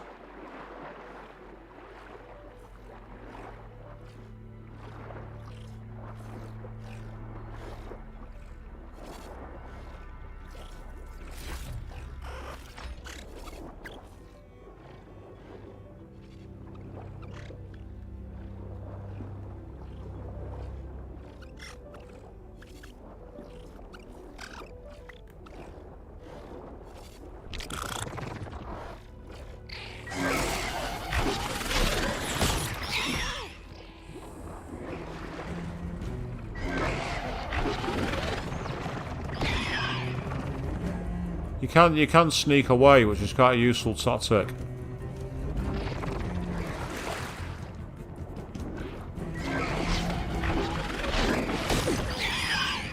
Unfortunately, I've got no way of fighting back underwater. I can't use my spears or anything. So you kind of just like letting them attack you, and there's nothing you can really do. Well, what I could do is use smoke bombs.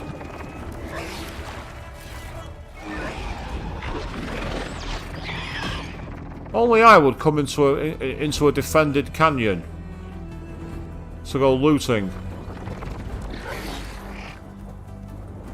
Well, so far, it's not been too bad. If you get hit by something, you just gotta go with it.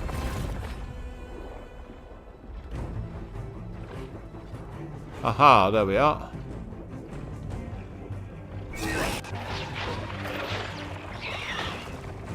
Well, that worked better than I thought it would. Where am I? I was wondering where I was then. I'm like, I can't go anywhere.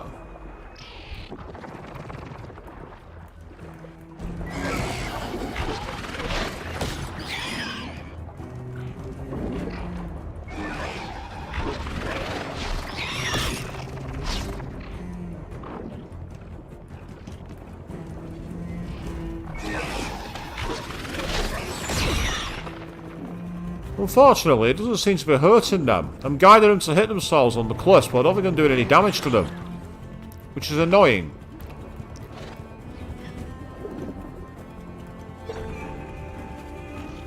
I'm also seeing a lot of, like, green glow, but it's not actual green shine, if you know what I mean. Which is annoying. Oh look, oh that's helpful. You can actually use healing underwater at least. Well, that's useful. You can still inhale herbs underwater. So that's good. You're not wholly defenseless.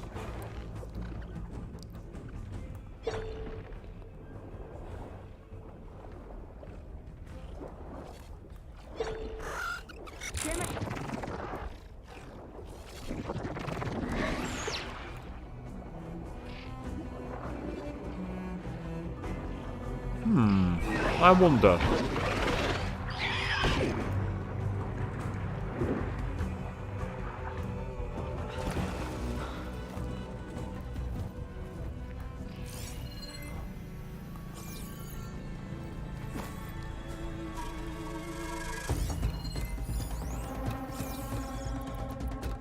Surely not. Surely this won't work.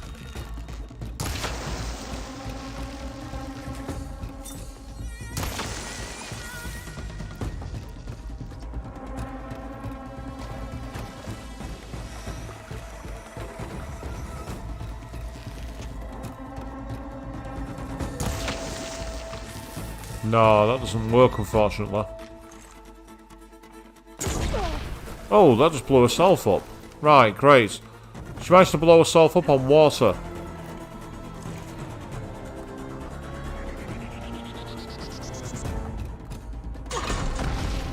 Yeah, it doesn't let you do it.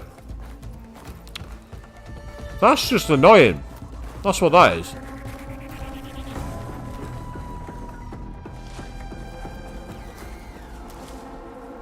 So you can't shoot him underwater. I mean, don't get me wrong, certain weapons I can understand that, but you think with the spikes you'd be able to like throw them under and then have them explode and use the explosives underwater, but apparently not.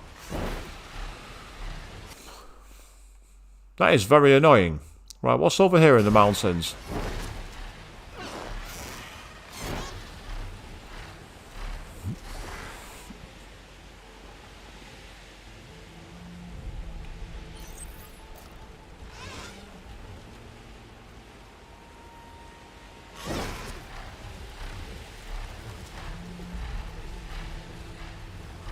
Looks some kind of outpost to me. That's interesting. I wonder what that is.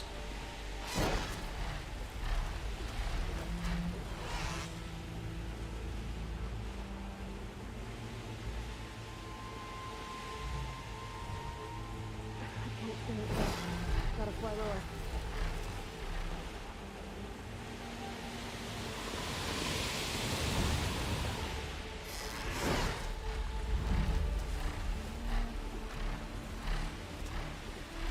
Yeah, some kind of outpost there. I wonder what it is. Is it a shelter?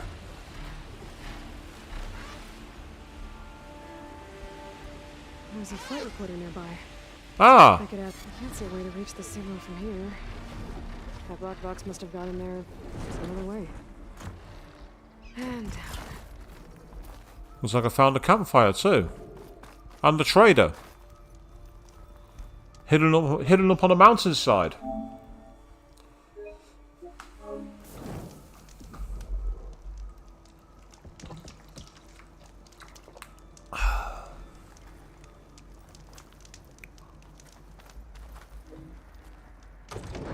Oh, an energy cell. Okay, what do we need an energy cell for? Is it to power a door? Yes.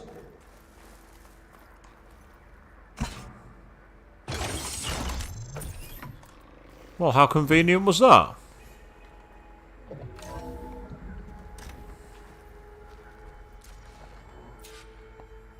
Hartman, are you there? Countermeasures. Engine fail. Engine fail. If I'm going down, I'm taking one of them with me. Come on then, you red-eyed monster. Wow.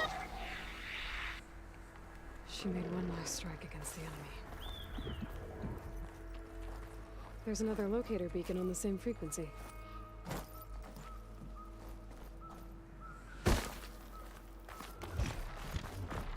I say thank you to whoever left that around here. I don't know why you left it, but I'm not complaining.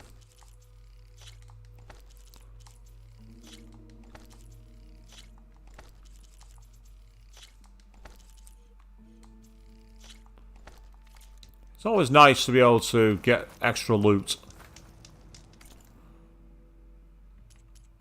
Get some extra ammo while I can.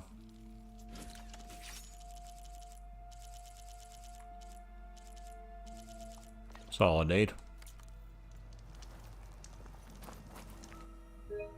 So then, we'll get back on board the Sunwing, and we'll carry on side questing.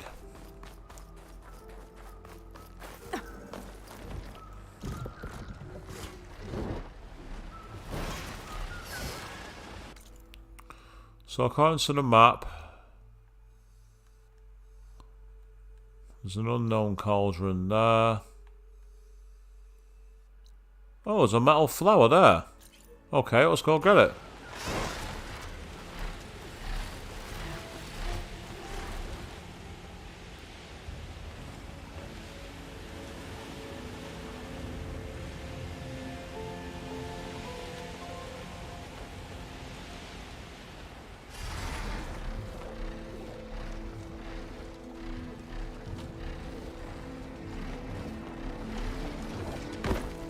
I'll do.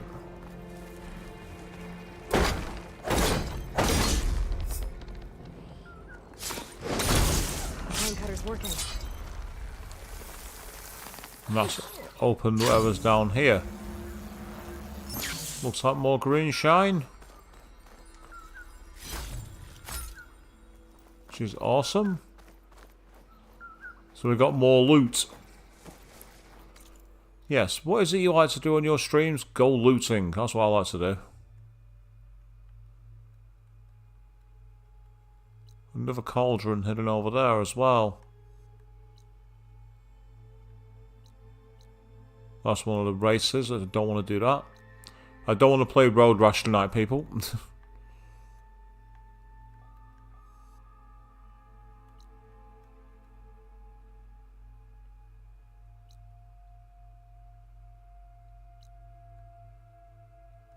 Talk to Krogala at Tide's Reach. Go on, I'm curious. What does Krogala... Oh, what? Oh. I'd not bothered to pay attention, did I? And I had not changed my thing to the Sunwing. So that was a complete bust. I just wasted that for no reason. Oh well. At least we know they work. The time that I need them underwater, I'll leave them alone. And then I'm on the overworld and I drop one for no fucking reason.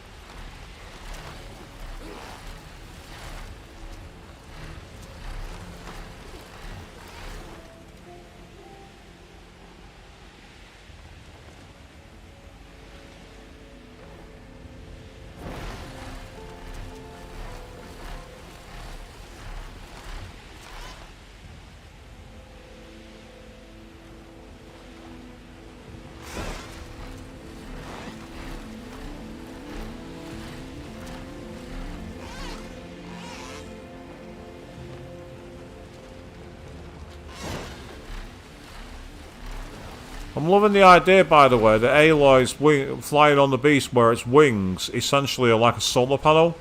And that's how it's getting its power.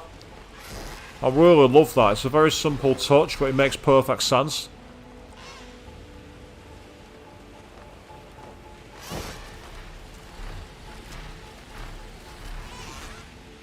As we continue our questing on the side here, people. Purely because I don't think I'm going to have enough time to do the main quest to completion tonight.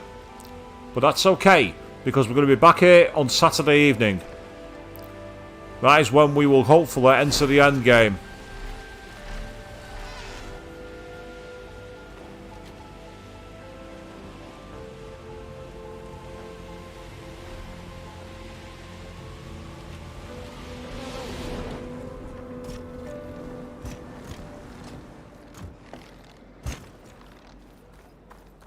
Stay there, dude.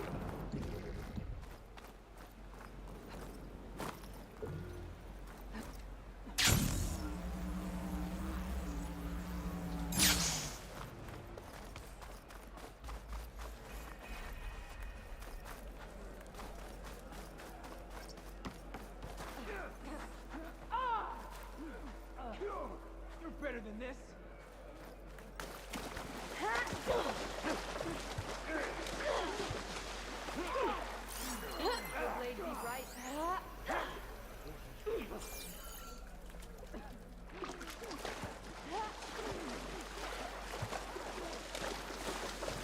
Okay, this is an area, it's like a puzzle to get into it. Washed off some of the sweat. Oh, hello. Tide's Reach. Scanned glyphs. Scroll. Carefully written cards of glyphs with Fashinat's personal mark, evidently part of a diary or journal.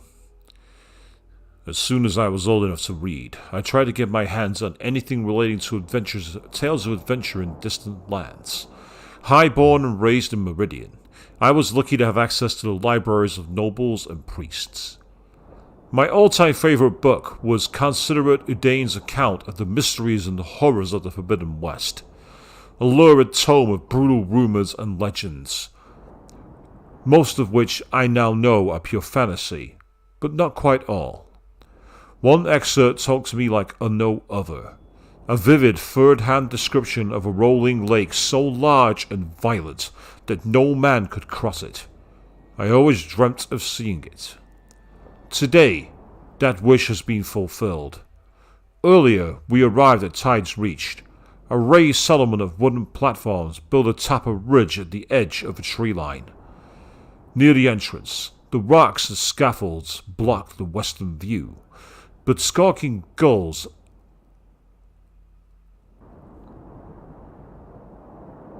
and the sonorous crashes of waves upon the shore hint at what lies beyond. Climbing down from the settlement to the beach, I finally laid eyes upon Udaine's legendary lake.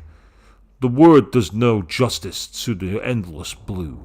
As my feet sunk into the sand and the salty surf bit my ankles, I stood frozen, utterly captivated.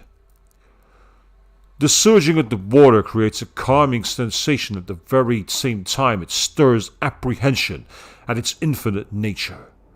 How far could it possibly extend?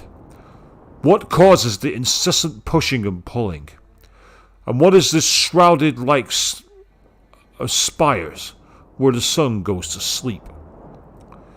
Some childhood dreams dissolve into drivel as we get older. Most are never fulfilled. This one is different. The waters are greater than I ever could have imagined. The most powerful thing I have ever beheld. It was worth a lifetime of travel to see them, and I shall hold them in my mind until the day I die. I wonder who those Tanakh they're keeping watch for. Who are these raiders you're talking about? Some of Regala's supporters were hunted down near here. Most fought to the death, but one group had other ideas. They escaped pursuit and raided Tide's Reach. They were last seen out to sea, to the west. The raiders escaped out to sea? We think that's why they raided the settlement. They built a flat boat, bits of wood tied together. A raft. Raft? I wouldn't want to go to sea on one, but it seems that was the raiders' plan. Slaughter our sleeping guards, steal supplies, and sail straight west. Are you worried they might come back? The supplies they stole won't last forever, and they were prepared to gut our guards to get them. People here want justice. That won't happen until those fugitives are found.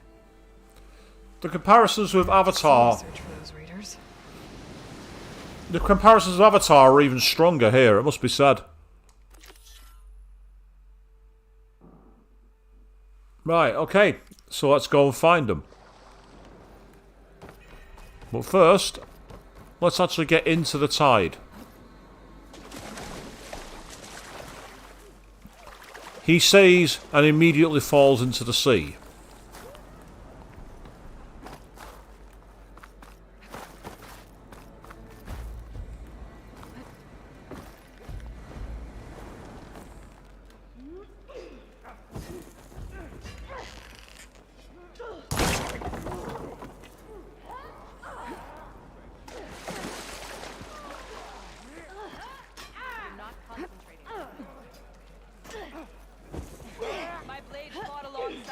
Outlander. I saw her.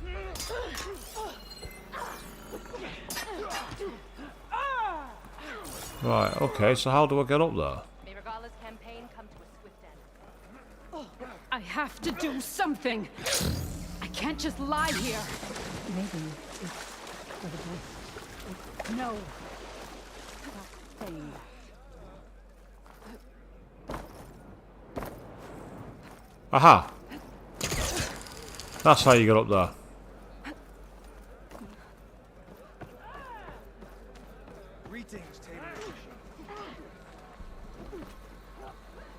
I'm guessing there's going to be a campfire here as well.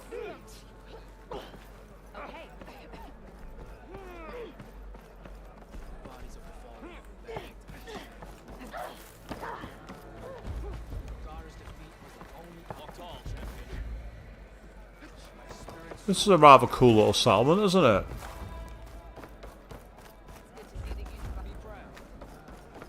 Good day, Outlander. A very good day. To play some machine I don't, because I fucking suck at it. Our strength is your strength. Oh, I'm glad you think that way.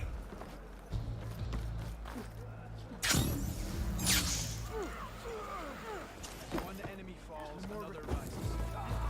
Your blade is sharp. Stand a chance against your champion. What's going on here? You're her. The one from the embassy. Please, you have to go after my father. He's going to get himself killed in the stand of the Sentinels. The forest beyond the village. Everyone else seems to have forgotten that we don't abandon our own. Phaneira? If you're gonna drag the Outlander into this, at least tell her the whole story. Goroka gave her that stab wound. It was an accident. How did your father accidentally stab you? Good question. For a while now, he's been sneaking out of the village to hunt alone in the stand. Sometimes he's gone for days. So this time, I followed him to his hunting camp. Tried to convince him to come home. Words led to fists. And somewhere in the middle of it all, his knife. He was already gone when I fell. You would have bled to death had I not come looking for you. It doesn't make any sense. The way he looked at me. It was like I was a stranger. Perhaps it's time to recognize... He's fine! He has to be. I can't make any promises, but I'll find him if I can. At least to see if he's alright. Where's his hunting camp? Southeast of here. Thank you. Glad that's settled. Now you need to rest. Side quest called In the Fog. Alright, let's go and find it.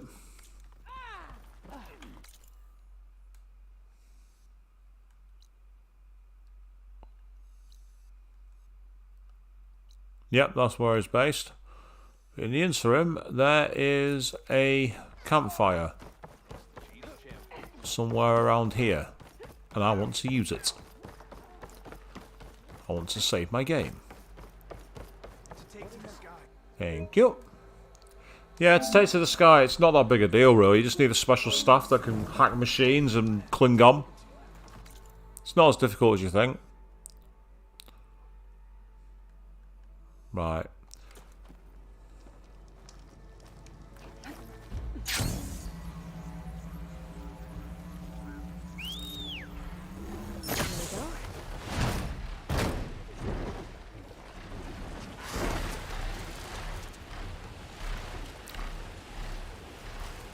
How to train your dragon.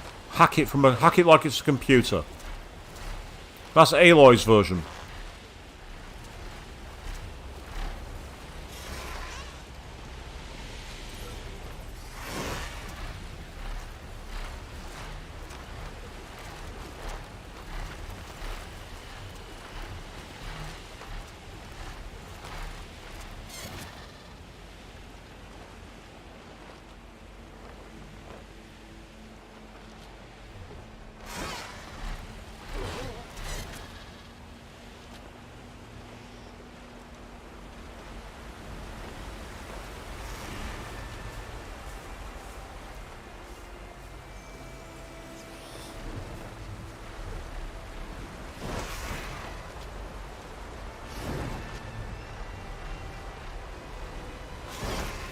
Amira said her father's hunting camp should be near here. Now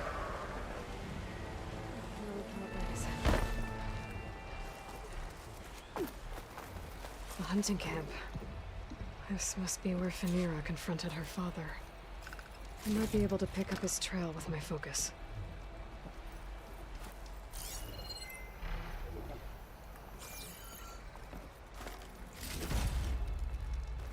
More loot. I always like loot.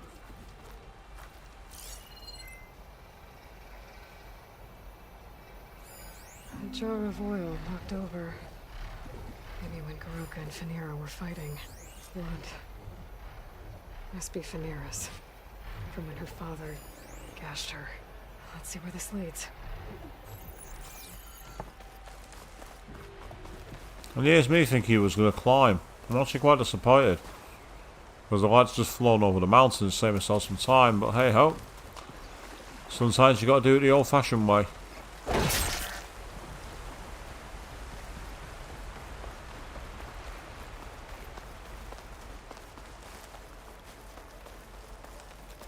There's an unknown campfire somewhere near here apparently.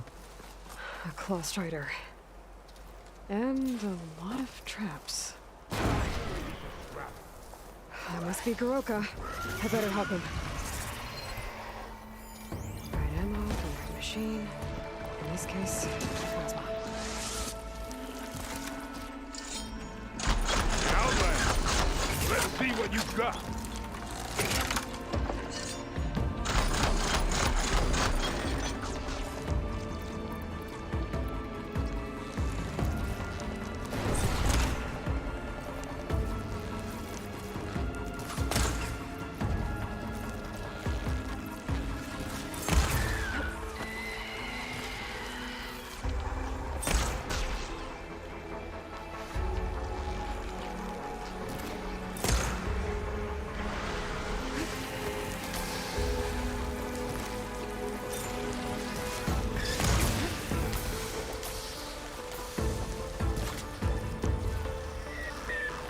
Thanks for the assist, Huntress. Come, let's speak. Wasn't much of an assist, absolutely decimated him. You fight like you're Tanakh, but you're not one of us. State your name, Outlander. I'm Aloy. You must be Garoka. Phaneira asked me to find you. She's back in the village. She's recovering from a wound from your fight. Then she's in good hands. Come. We have to get moving. There's a squad deeper in the forest. They're about to walk into an ambush. By who? Rebels? That's what you want to call them. Spineless scabs. All the same, I could use your spear. What do you say? Fine. Where is the squad? This way. I thought that was a bit too easy.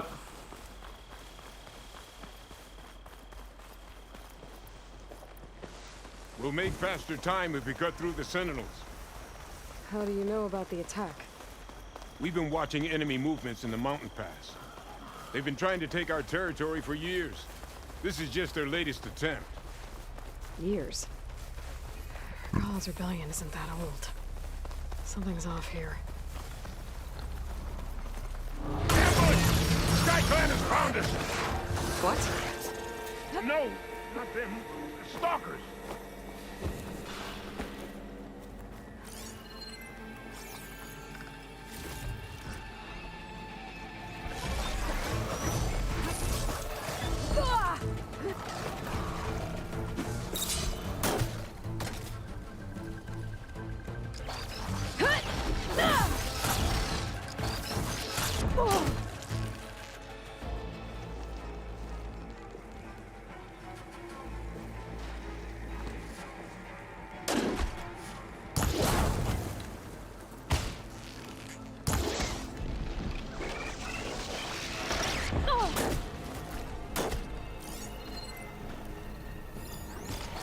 Oh, they're weak against lightning. Right, that's useful to know.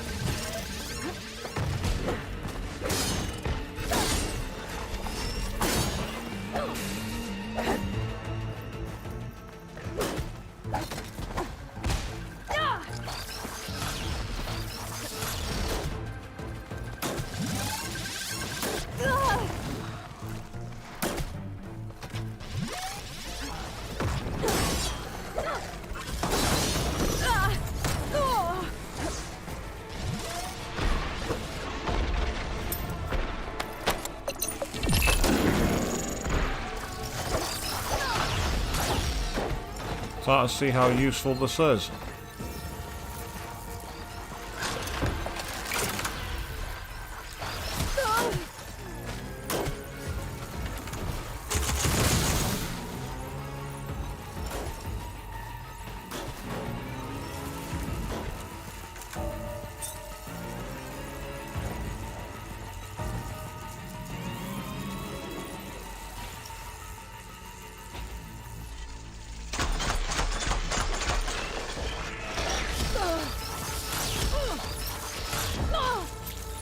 Fuck off, you twat! Fucking die! Fuck you! Cheap ass motherfucker.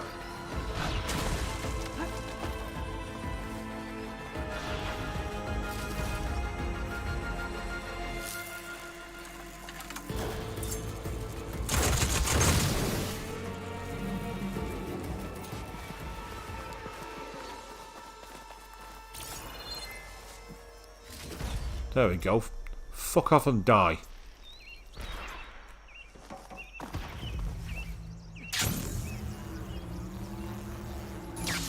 I was so sure they were... Never mind. We have to get to the squad. Yeah, well, your little plan about sneaking around has been causing all kinds of problems. Quiet now. We're almost there. Goroka's definitely not all there. This isn't looking good. No, he's J not all. Squad, we're... What? No! An old memorial for fallen soldiers. Yeah. I think we're a lot more than too late. Goroka. Who are you, Outlander? How do you know my name? I'm Aloy. Phaneera asked me to find you. I'm guessing you don't remember what happened. I went away again, didn't I? Why are we here? You told me there was a squad that was about to be attacked. This is where it happened, isn't it? A long time ago. Yes, my squad. The Sky Clan ambushed us, slaughtered them all. It would have been 30 years ago now. Phaneera thinks you've been sneaking off into the forest to hunt. But you've been coming back here. There's no easy way to say this, Goroka. She's hurt. Bad. She tried to stop you from leaving. I hurt her? But I would never... No! Everything is a fog. I feel like I've been wandering through it, lost, my blade unfamiliar in my hand. And when it finally clears, I can't remember what I was doing or why. I'm always just alone in the forest.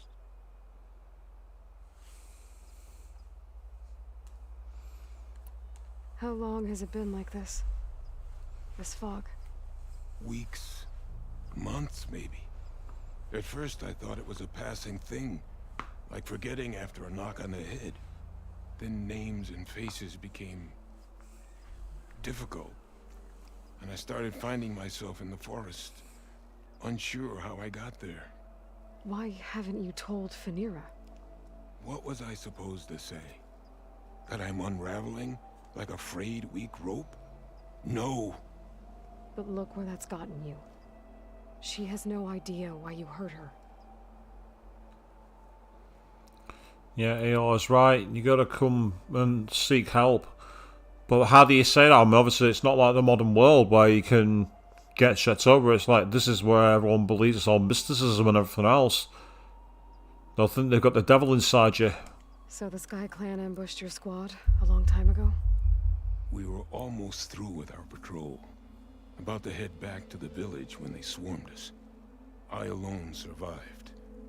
When my wounds scarred, I returned here and built a memorial where my comrades fell. And then I struck down twice as many of their soldiers in retribution. Such were the clan wars.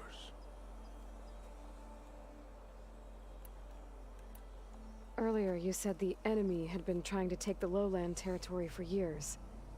I guess that was during the clan wars? Before Hikaru became our chief, our clans were constantly at war.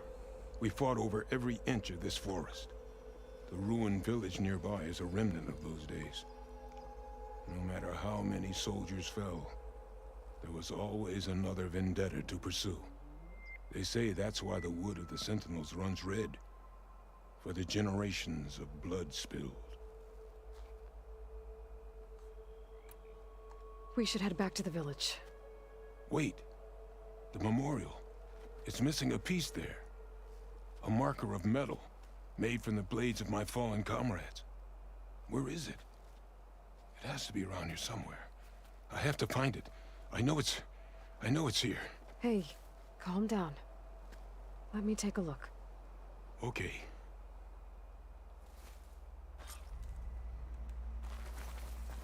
I should scan the memorial with my focus. Tracks leading away from the memorial. Lead the way.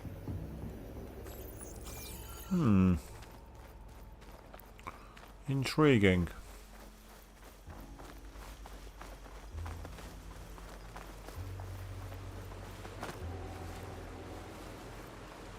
Have we got a tea leaf? Have we got a thief after all?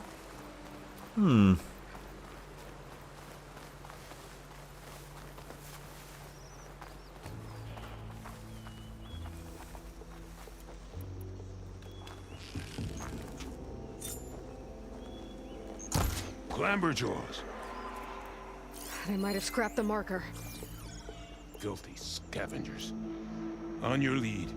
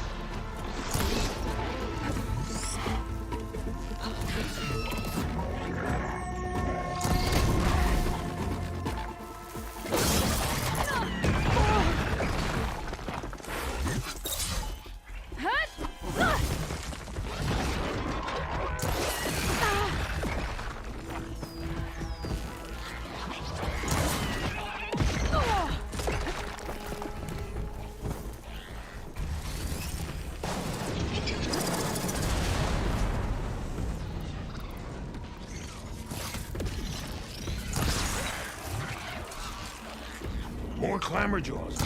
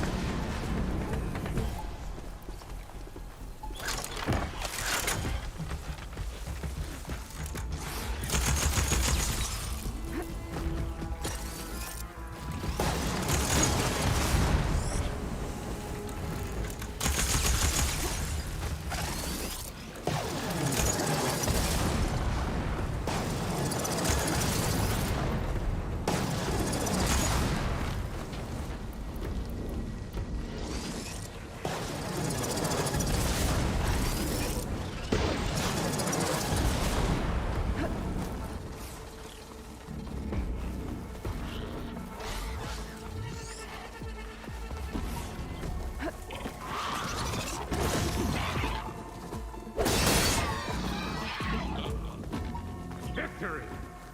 How to find the marker. Might be in one of the Clamberjaw scrap piles.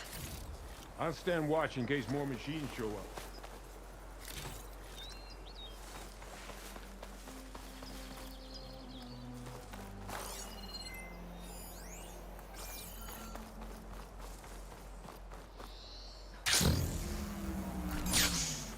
That went alright. I didn't too bad with that. I'm surprised that went as well as it did.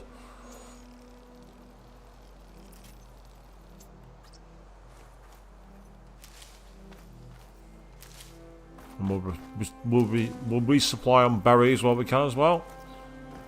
Ah, all these traps that I could have used. No marker here. I better check another scrap pile.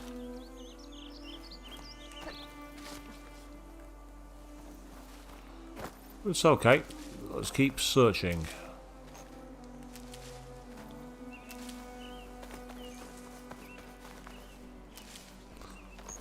Get more berries. Keep ourselves overdosed.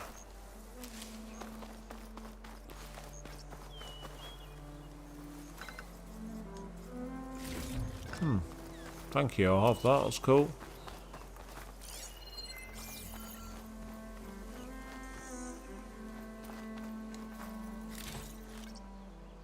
Nothing there. What about here?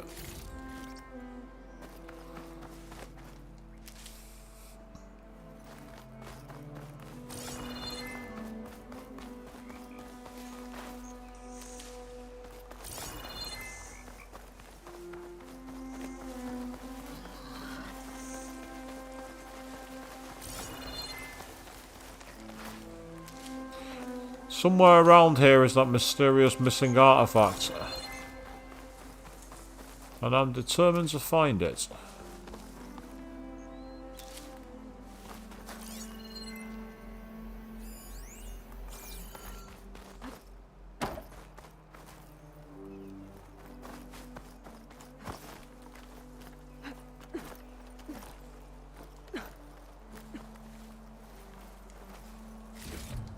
No marker here. I better check another scrap pile.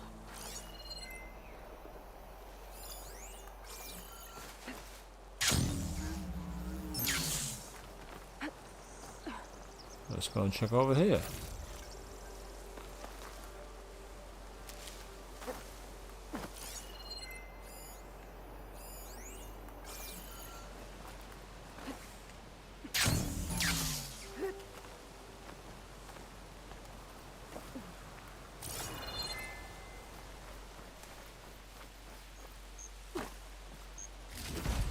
Got Got the it. marker.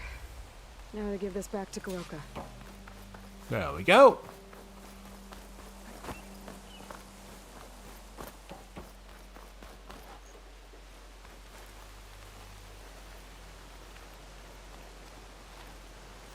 Okay, are you gonna give me the chance to speak to him?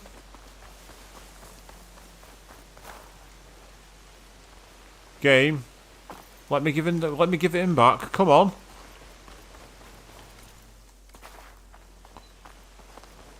Yeah, give the marker to Garoka. That's fine, I'll do that.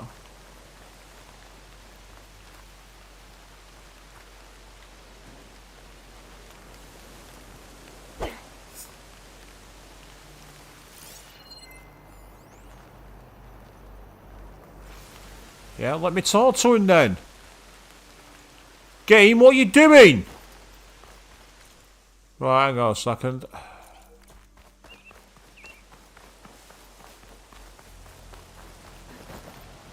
See if by using a save point I can truck it.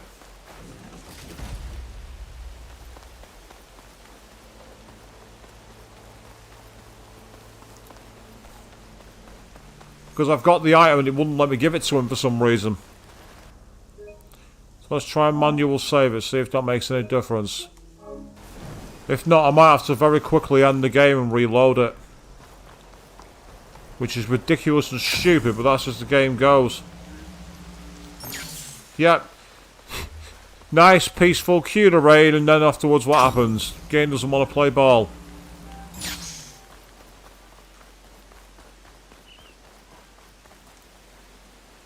Right, let me give him the item!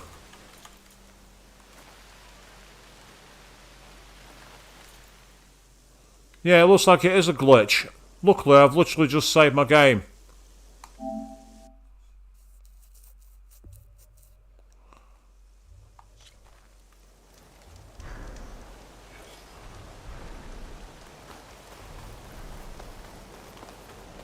If this isn't working, I'm going to have to end. I'm going to have to close the game and come back to it.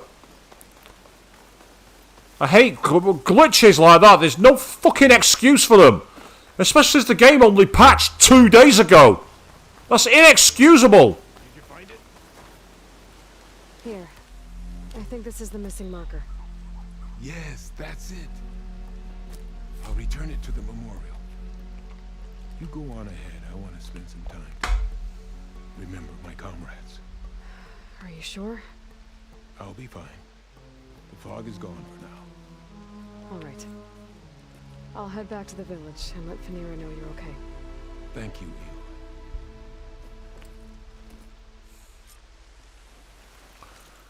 So there's absolutely no excuse for it. There's no excuse for a glitch like that in a AAA game. There's no excuse at At least all. I can tell Phanera why Goroka's been running off.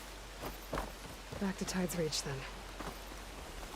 When Final Fantasy VII Remake came out, for an entire year, they didn't have a single patch. There was no glitches like that. At all. This game's not like its 12th patch. 12th. And you're still getting stupid crap like that happening. I'm just glad that happened here rather than in the middle of, like, you know, a main quest that I've been on for hours. You know what I mean? There's nothing worse than putting all your progress being evaporated because the game couldn't be coded properly.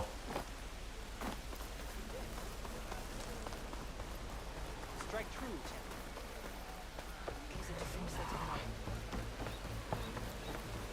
have become an educator. Let every holdout shake in fear.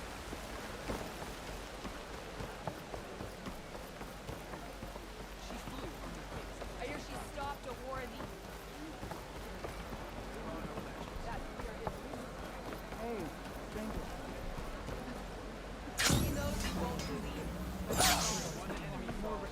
Aloy, you're back. But where's my father? It's okay. I found him. He's not deranged, Phanera. He's been forgetting things, more and more. He thought he was still in the clan wars, that he could save his squad from an ambush. When we got to the memorial, he came back to the present. Said it's like he's been lost in a fog. Wait. I've heard of something similar, a rare occurrence among chaplains. Their memory fades with the long years. Goroka's not a chaplain, but he is the age of one. Before Hikaru became chief, few of us would live to be so old. So that's why. Oh, thank the 10. If he was found to be insane, then by rights he'd be put to death. What? No, he's just getting old. He needs care, not a death sentence. Pretty sure the rest of the village sees that as one and the same. But we'll keep a close eye on him. Speaking of, where is he now? Here. Oh, little spear. I'm so sorry. It's all right, Father. You're home safe. And I understand now. When the fog comes, I'll hold your hand tight and remember for you. You don't have to be afraid. Thank you for all your help. Please, accept this. Your deeds here, what you've done for Phanera, will always, always be remembered. Thank you, Aloy. Aloy? Yes, Aloy.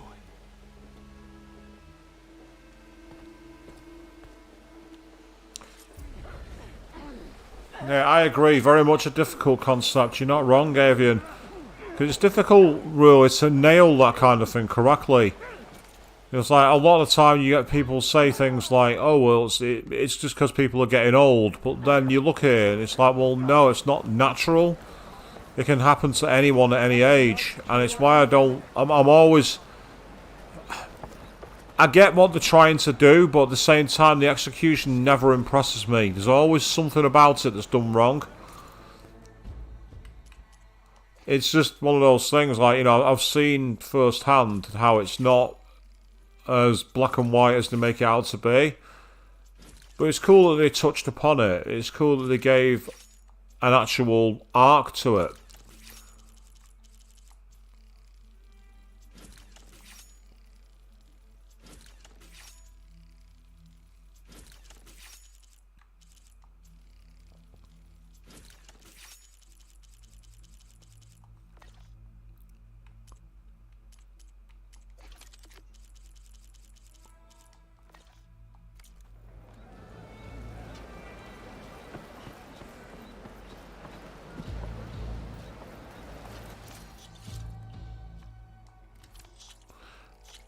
What I need to do in between the next streams if I can is actually go and do a load of hunting and upgrade a load of my gear. Because if this is going to be the final mission, there's a chance to start doing some serious upgrades.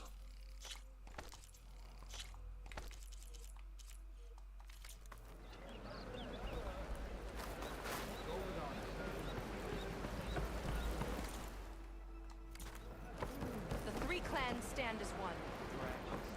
But with that in mind, we've now done this next side quest, and that's where, for tonight, we're going to call it. On Saturday, I'm hoping to come back and play this again to the finale, because it looks like we've reached the end game called Singularity, where we're going to see exactly what the story is involving the Zeniths. And are we going to have a conclusion, or am I right? And that we're going to be setting this up for some kind of Mass Effect style future game in space. I'd like to be wrong. I'd love to be wrong. The only way we're going to find out is by being back here, as I say, 8 PM BST on Saturday evening. Same time, same place. Until then, thank you all very, very much for watching. And good night.